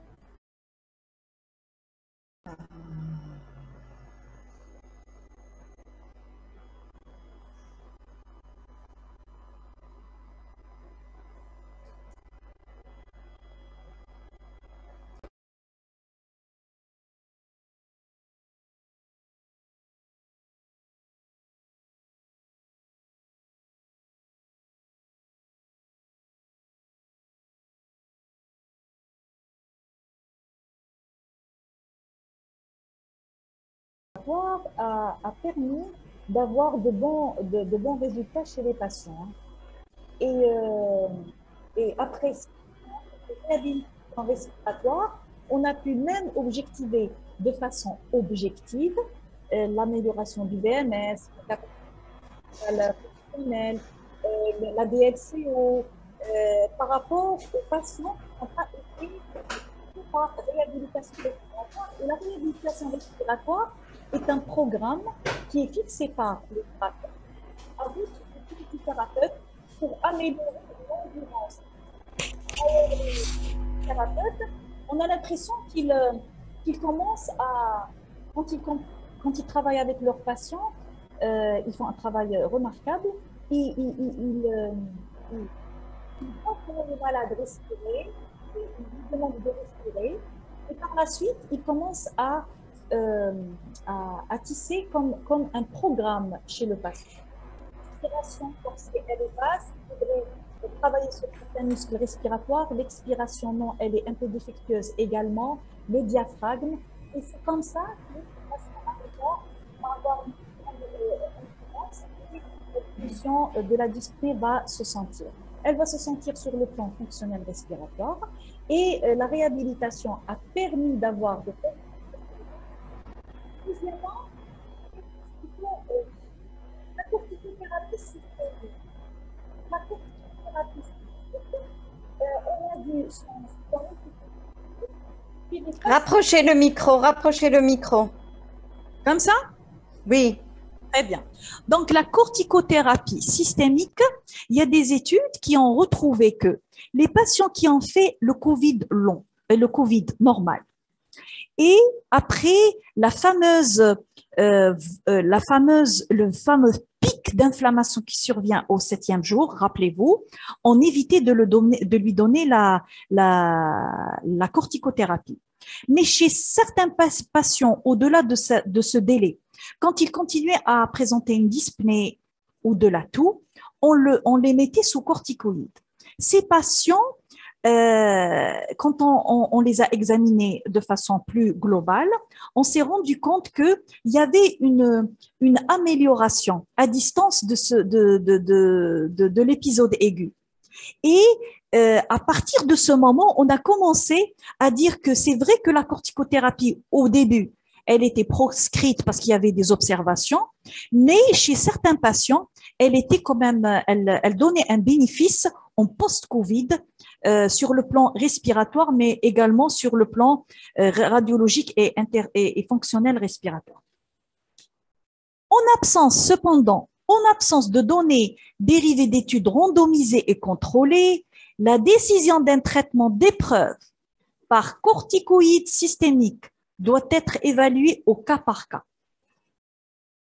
On fait très, très attention. Avant, par exemple, d'entamer une corticothérapie, parce que lorsque vous décidez une corticothérapie, ce n'est pas une corticothérapie de 6 jours ou 7 jours, ça dure des semaines et des mois. Donc, il faudrait qu'on l'objective. Il y a un intérêt pour la faire. Et cet intérêt, on va le mesurer sur le plan radiologique, clinique et fonctionnel respiratoire. Donc, l'abstention d'une corticothérapie, elle est de mise si on n'a pas assez d'éléments pour la mettre. C'est très, très important. Pour ce qui est de la corticothérapie inhalée, la corticothérapie inhalée, au bout d'un certain temps, elle a été prescrite chez tout patient qui sortait de la COVID. Donc, parce qu'il gardait soit des symptômes ou bien de la toux. Il faut savoir que les personnes qui avaient une maladie respiratoire chronique sous-jacente comme l'asthme et la BPCO, cette corticothérapie était instaurée et continuée chez eux. On ne l'arrêtait pas même s'ils faisaient le COVID. Parce qu'à un certain moment, les débuts ne donnaient pas les corticoïdes inhalés, même chez les asthmatiques et tout. Et les sociétés savantes sont sorties et leur ont dit non, il n'y a aucun danger chez ces patients. Et chez ces patients, devaient continuer leur traitement. Au contraire, parce que lorsqu'ils arrêtaient le traitement, leur maladie n'était pas contrôlée. Et quand ils faisaient le COVID, c'était un danger supplémentaire chez eux. Également, des études ont retrouvé qu'il n'y a pas de données sur l'effet des corticostéroïdes inhalés à distance de l'épisode aigu, notamment sur la toux chronique. Ils n'ont pas trouvé. C'est-à-dire prescrire ou ne pas prescrire un corticoïde inhalé était pratiquement identique. Il ne donnait pas autant d'effets chez ces personnes que le placebo. Donc, on ne donne pas le corticoïde inhalé. Le corticoïde inhalé, il a ses indications.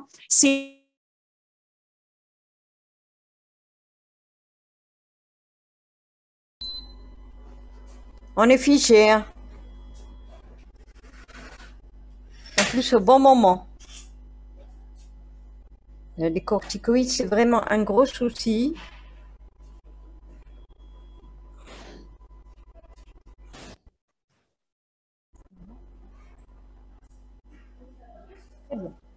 Voilà.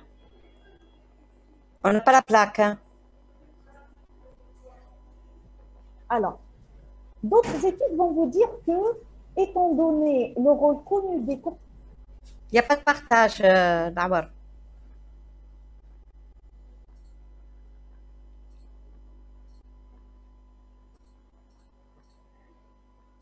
هذا أكتر من ال INP.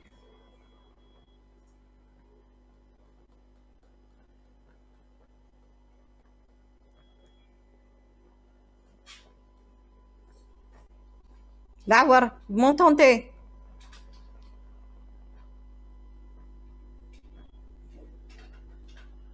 سفرات مسكينة.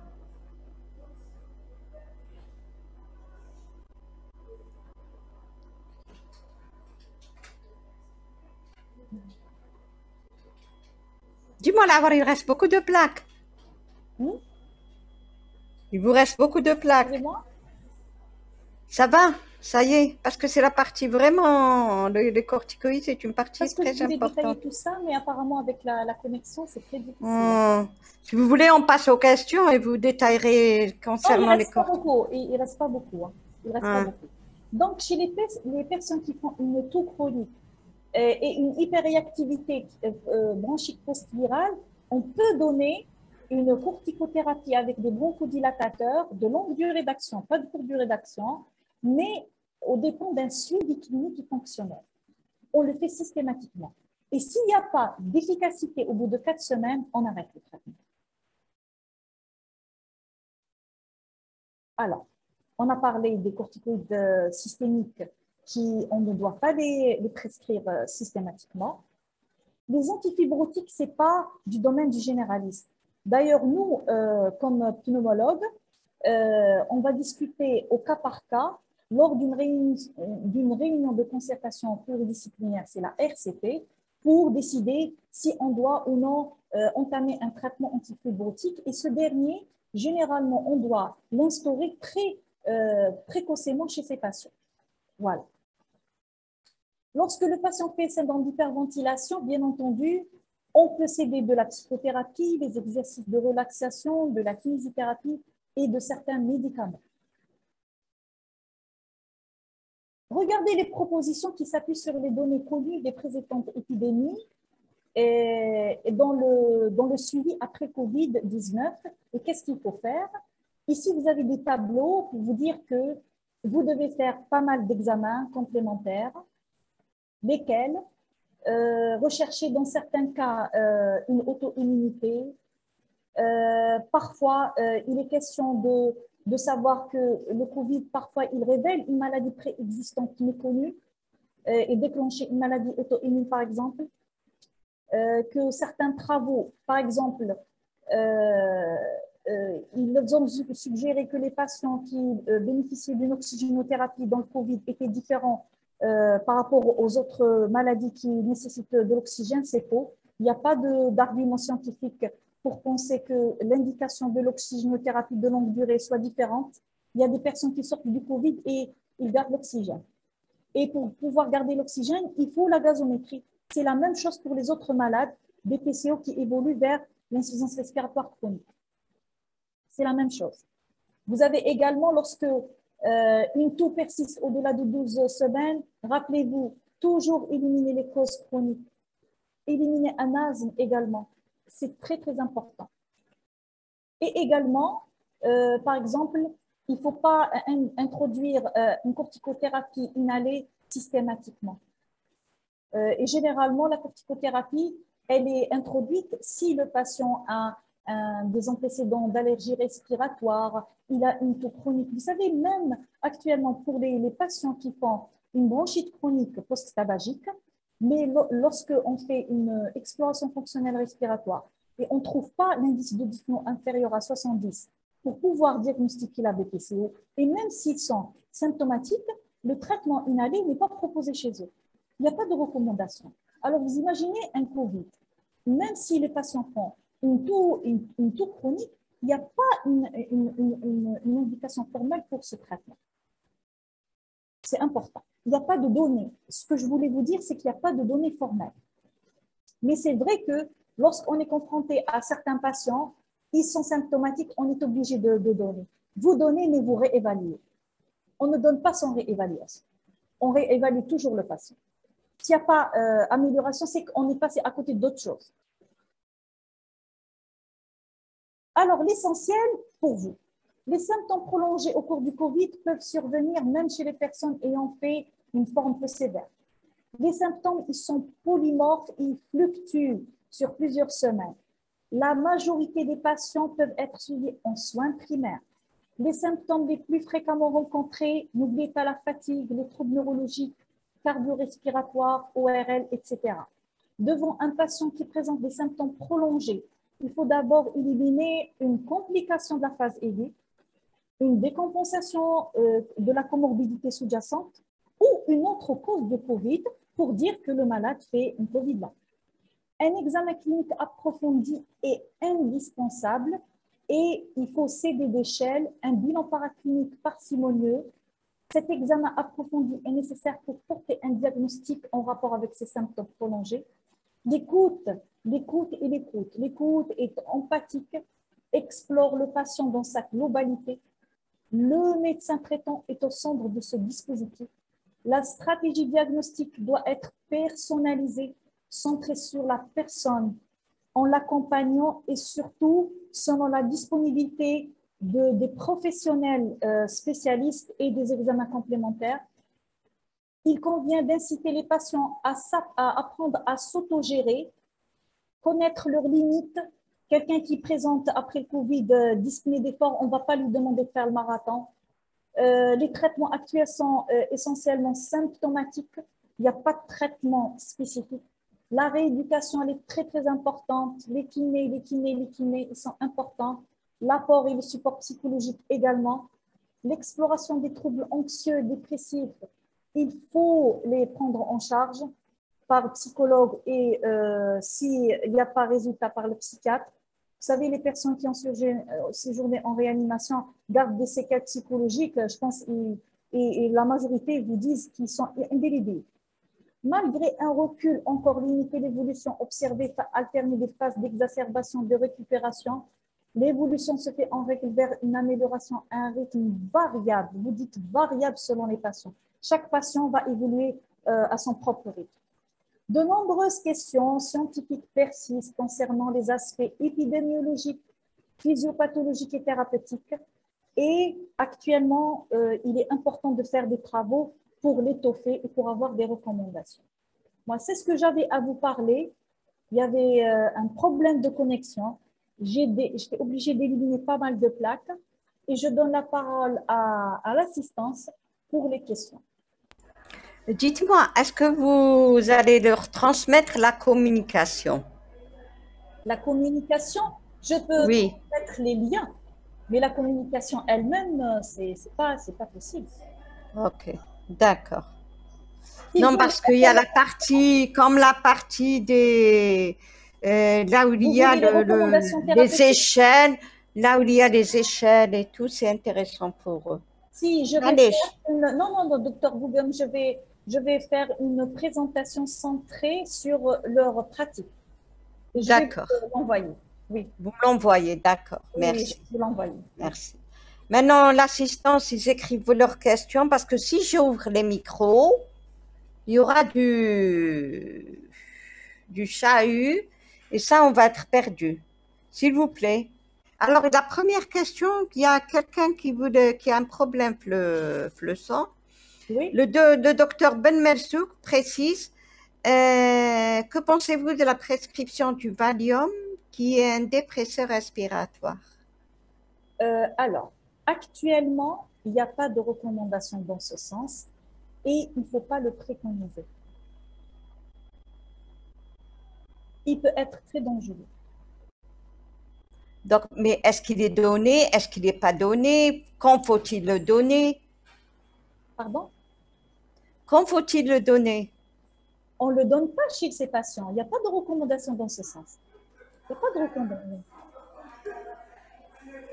Il n'y a pas de recommandation. Vous savez, le Valium, on ne le donne pas comme ça. On ne le donne pas. Dans le Covid, le Covid long, on ne le donne pas. Même si certains centres ont expérimenté cette pratique, il n'y a pas de recommandation basée sur des preuves scientifiques. Ce que je vous ai ramené ici, c'est une étude de la littérature globale. C'est-à-dire dans le cadre d'une convulsion, dans le cas d'une convulsion, par exemple. Excusez-moi, docteur Ben Merzouk? Oui, je vous écoute. Oui, c'est-à-dire dans le cas d'une convulsion, qu'est-ce qu'on doit faire? Dans le cas d'une convulsion d'un patient qui est justement atteint de ce problème. Dans le cas d'une convulsion. Dans le cas d'une convulsion. Voilà. Alors, il faut savoir que moi, je suis une pneumologue. Et quand vous m'avez parlé du Valium, c'est le Valium par rapport à certains états d'anxiété qui donne une hyperventilation trop importante où le patient peut s'évanouir. C'est le syndrome d'hyperventilation. Mais pour ce qui est des convulsions, il faut demander au neurologue. Et pourquoi vous parlez de la convulsion? La convulsion dans le cadre d'un état épileptique, des séquelles de Covid sur le plan neurologique, ou bien j'ai du mal à... J'ai pas compris. Allez-y, le micro, il est ouvert. Hein. Oui. Docteur Ben Merzouk. Oui. La convulsion, elle rentre dans quel cadre? Dans quel cas de figure? Est-ce que respiratoire ou la extra-respiratoire? Extra-expiratoire. Extra-respiratoire, moi je pourrais vous dire que je suis pas compétente pour répondre à votre question. D'accord. Sinon, d'autres questions? Il y avait une question sur la prise en charge d'un diabétique. Je crois que je l'avais vu quelque part. Attendez. On a parlé des complications respiratoires. Maladie Covid et le diabète, plus de détails. Alors, maladie Covid et le diabète, plus de détails. Il faut savoir que les patients qui font Covid-19 et qui sont diabétiques sont sujettes à des formes modérées sévères, notamment chez les patients qui ne sont pas équilibrés et lorsque ils ont un historique de HB1 glyqué élevé. ce sont des patients qui risquent de nous faire pas mal de complications et notamment des troubles ioniques. Chez ces patients, on les met sous insuline. Et quand ils vont sortir, on peine à avoir un équilibre glycémique chez ces derniers. Quand ils sortent de l'hospitalisation, bien entendu, on doit les réadresser à leur médecin qui les suit pour leur diabète, en insistant sur l'hygiène de vie, sur le régime alimentaire, bien entendu, sur la poursuite de l'activité physique, c'est important, mais également en visualisant le degré d'inflammation, parce que chez certains patients, vous savez que le diabète et l'inflammation et l'infection, ils marchent ensemble. Plus l'inflammation elle augmente et plus le diabète il est équilibré, c'est un cercle vicieux. Ces malades vont être traités par le cardiologue traitant, le diabétologue traitant, et il va trouver un programme personnalisé pour le patient pour que sa glycémie, elle diminue et pour éviter les complications du diabète. Pour ceux qui n'avaient pas de diabète, il est sûr qu'il faut savoir que l'hypertension et le diabète, c'est des maladies silencieuses. Hein. Et la majorité des patients qui sortent du Covid avec le diabète, ça fait des années qu'il a une glycémie postprandiale trop élevée, une glycémie à jeun élevée, et il n'était pas au courant.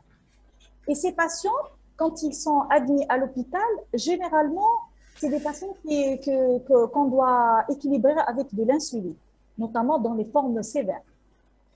Après sortie, bien entendu, on les confie au diabétologue pour la prise en charge. C'est notre expérience dans Covid et diabète.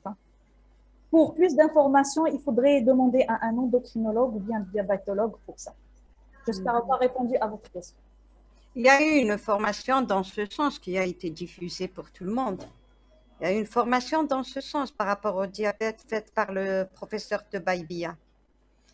Il y a une question, prise en charge de fibrose post-Covid. Oui, c'est vrai que la fibrose, ça reste une grande question. Oui, très très bien. Donc, vous avez l'opportunité de diagnostiquer cette fibrose et vous allez envoyer le patient en disant que le patient gardait des séquelles à type de verre dépoli, à type de réticulation, il y a des condensations qui vont dans le sens fibrose. Et dans ce cas-là, si vous pouvez faire l'exploration fonctionnelle respiratoire et avoir une idée globale sur le patient, c'est très bien. Sinon, ces patients vont être orientés chez nous.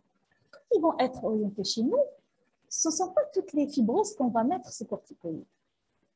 Si c'est une fibrose avec des rayons de miel et tout, c'est qu'il y a quelque chose de pas normal. C'est que le malade a d'emblée, dans ses antécédents, une maladie interstitielle qui s'était aggravée, il y a une exacerbation par le Covid. Ou bien c'est une maladie qui était silencieuse et il y a eu une acutisation. Elle est apparue parce qu'il y a un phénomène inflammatoire qui a permis l'éclosion. Voilà. Chez ces patients, au cas par cas, on peut aller même vers le LBA pour décider une corticothérapie. Et cette corticothérapie, on la donne à 0,5 mg kg. Donc, pendant des semaines et des semaines, et on réévalue. Ce n'est pas un traitement de quelques jours. Faites attention, on ne donne pas une corticothérapie chez les personnes qui présentent une fibrose. Et même, quand vous dites une fibrose, il faudrait qu'elle soit diagnostiquée fibrose. Comment on diagnostique une fibrose?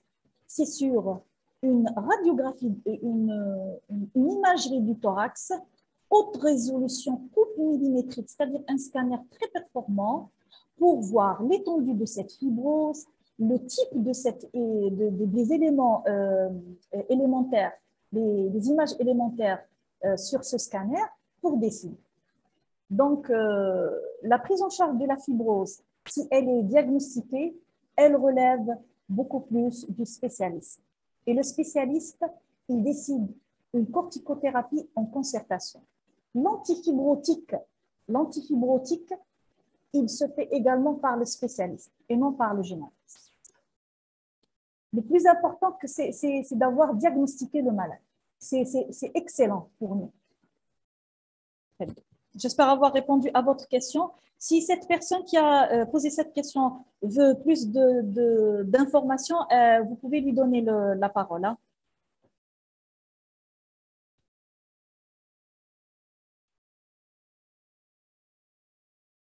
Oui? Est-ce qu'il y a alors, post-Covid, quelle est la dose maximale des corticoïdes? La dose maximale des corticoïdes, c'est toujours le PSP de Bouzeré1. La dose maximale, on donne 0,5. Hein. Les complications post-Covid, pour ce qui est de l'appareil respiratoire, c'est 0,5 mg kg. Par contre, pour les autres complications, et notamment neurologiques, certaines complications, elles peuvent nécessiter des doses supplémentaires, c'est-à-dire jusqu'à 1 mg kg. Voilà.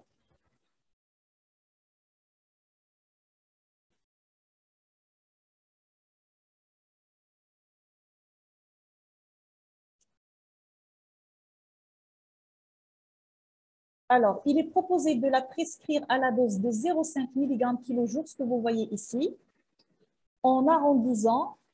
La prescription sera assortie, bien entendu, de mesures d'information et de prévention afin de réduire autant que possible les effets. Et généralement, ce sont les infections SARS-CoV-2 avec des anomalies densitométriques persistantes, vers dépoli, étendue multifocale, nodules, condensation, réticulation, avec des bronchiectasies et qui est associée à une dyspnée, à de l'atout, à des anomalies persistantes pratiquement à 1 an.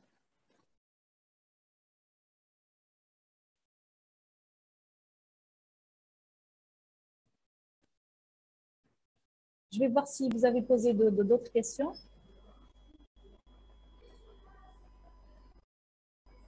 Est-ce qu'il y a d'autres questions?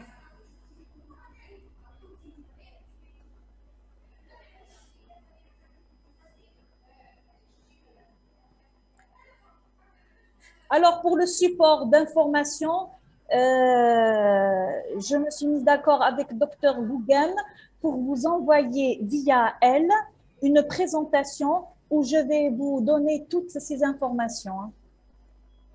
Pour surtout, moi, ce que j'ai aimé quand vous avez mis les tableaux de cas.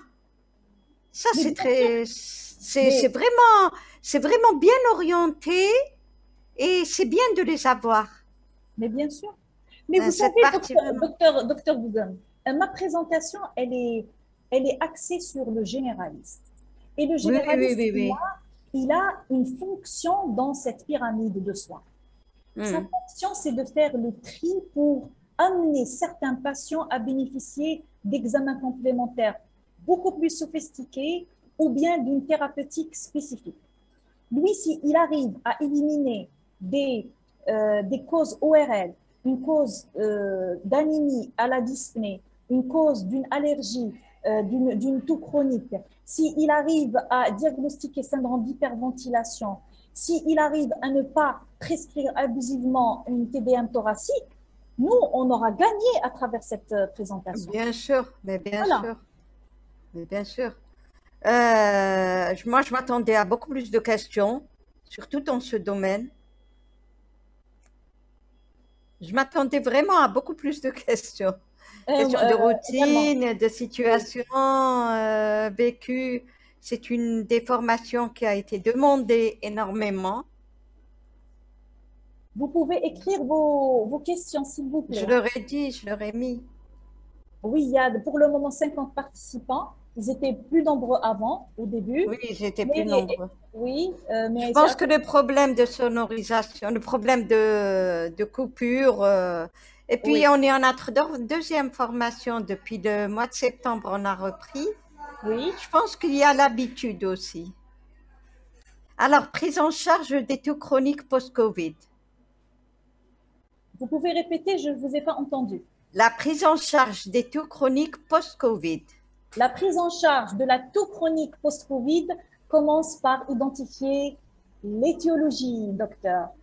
On dit que s'il y a une atteinte interstitielle qui persistait à 1 mois du Covid-19, c'est tout à fait normal, on peut avoir une toux qui s'associe. Il faudrait rassurer le malade par contre. également continue, le malade doit continuer à faire ses activités comme avant. La toux chronique, elle est identique pour toute infection virale. Quelqu'un qui fait une grippe, il va garder une toux pratiquement un mois. Il peut la garder, n'est-ce pas? Mais elle vous dit plus de 3 mois. Plus de 3 mois, dans ce cas-là, c'est l'exploration. Cette toux, elle apparaît quand? Est-ce que la nuit, le matin? Est-ce que la TDM thoracique, il y avait des images radiologiques? Est-ce que le malade fume? Tout ça, c'est important. S'il faut faire un scanner après 3 mois, oui. S'il y a persistance, oui. Si l'ORL, l'examen ORL, il est normal. Si les autres étiologies de la toux ont été éliminées, oui, par la suite, vous faites le scanner et vous réévaluez. Et s'il faut faire une exploration fonctionnelle, parce que pourquoi? Il y a de véritables asthmes qui se manifestent par une toux chronique et non pas par cette fameuse dyspnée. D'accord? C'est en crescendo. Faites l'exploration, l'investigation en crescendo. N'allez pas d'emblée donner une thérapeutique. Il ne faut pas donner une thérapeutique d'emblée. Vous devez avoir une suspicion diagnostique avant de donner quoi que ce soit.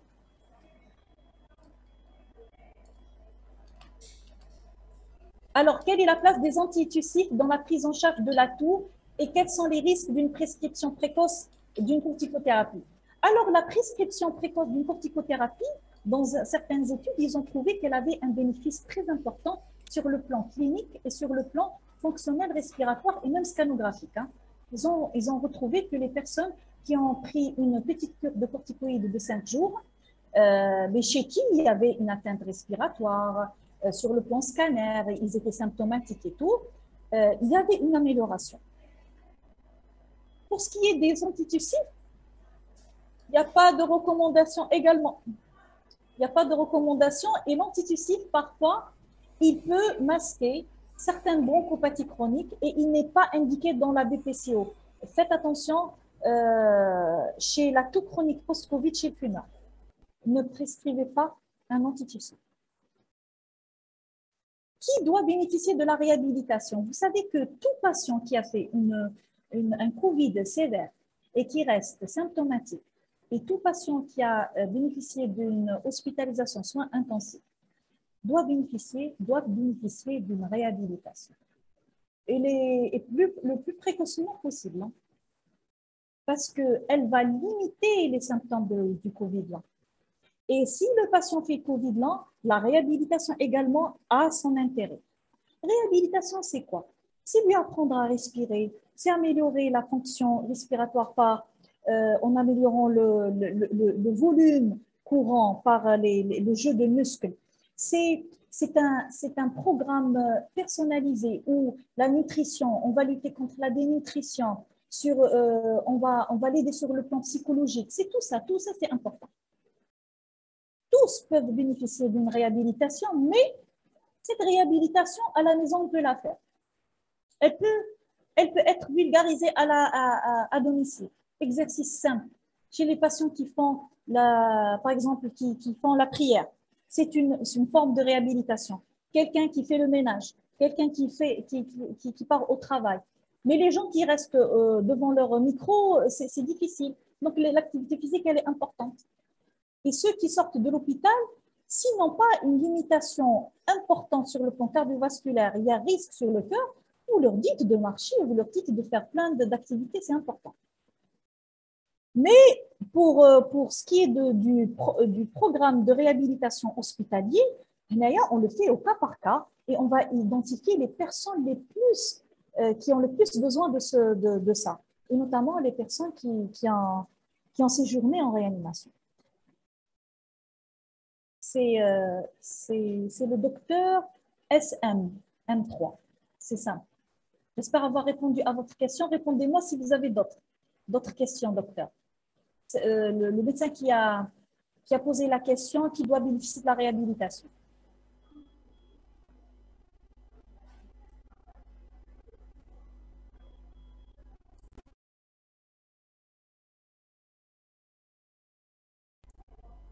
Je pense que là... Est-ce qu'il y a des questions?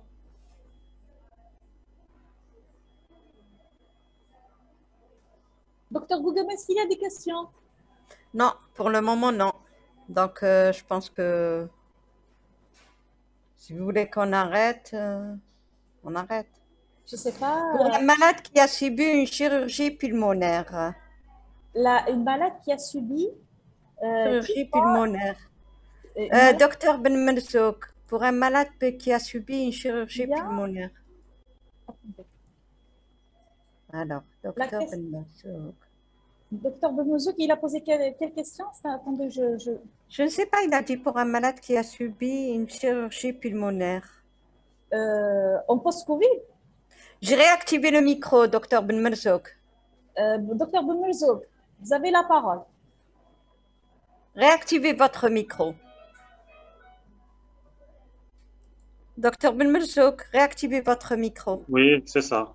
Pour quelqu'un qui a subi une chirurgie pulmonaire, par exemple pour cancer pulmonaire, il y a 2 ou 3 ans. Allô? Allô, oui. Quelqu'un qui a subi une chirurgie pulmonaire. Oui, pour cancer, par exemple. Bon, et il a fait un Covid également ou là, il a fait Covid? Oui, il a vécu un Covid. Oui, il a fait un Covid également. Il a fait un Covid et il a été opéré pour un cancer du poumon. Oui, antérieurement, il y a 2 ou 3 ans. Est-ce qu'il y a... Est-ce qu'il y a un risque? Est-ce qu'il peut développer un Covid long ou là, est-ce qu'il doit être traité? C'est ça?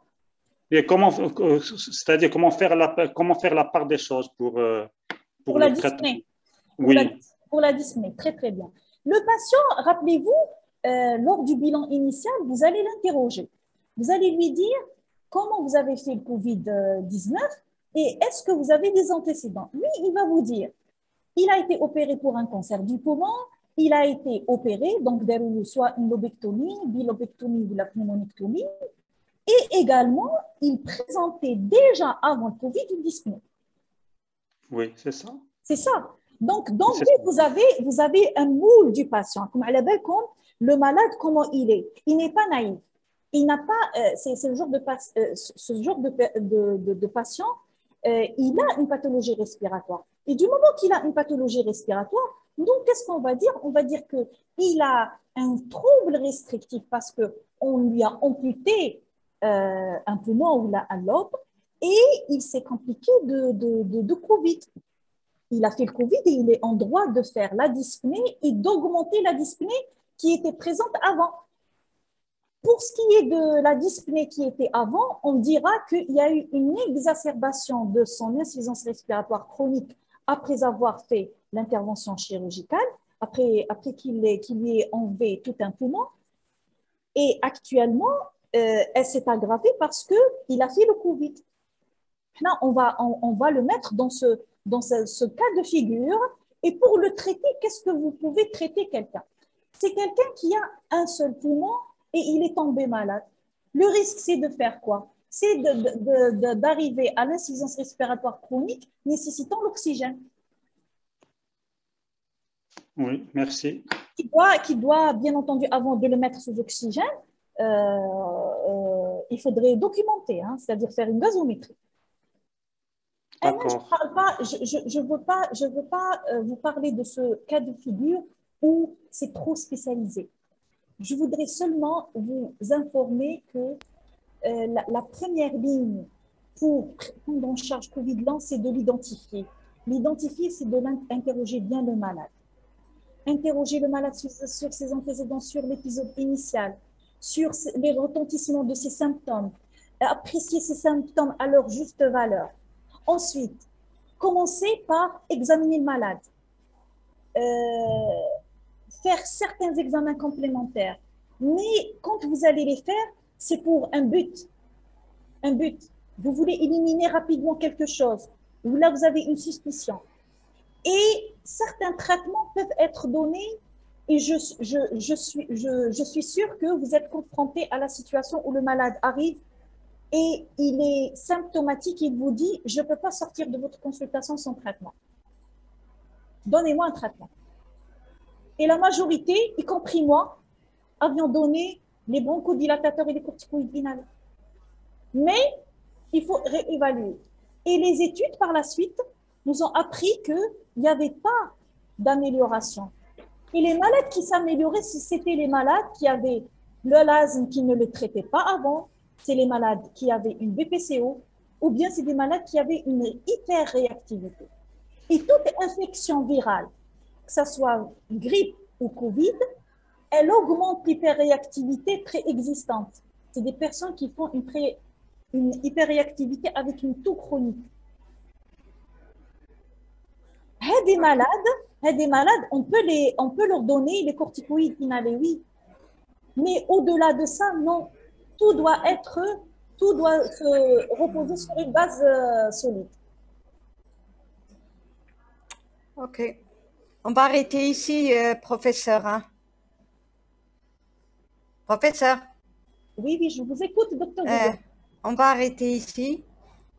Donc, comme promis, vous me transmettez, je leur transmets. Oui. Et je tiens à vous remercier pour la formation, pour la présentation. Je vous remercie énormément. Et à très bientôt, à une prochaine formation, Inch'Allah. Vous m'entendez? Oui, je vous remercie, docteur Gougon, pour la tenue de cette formation médicale continue.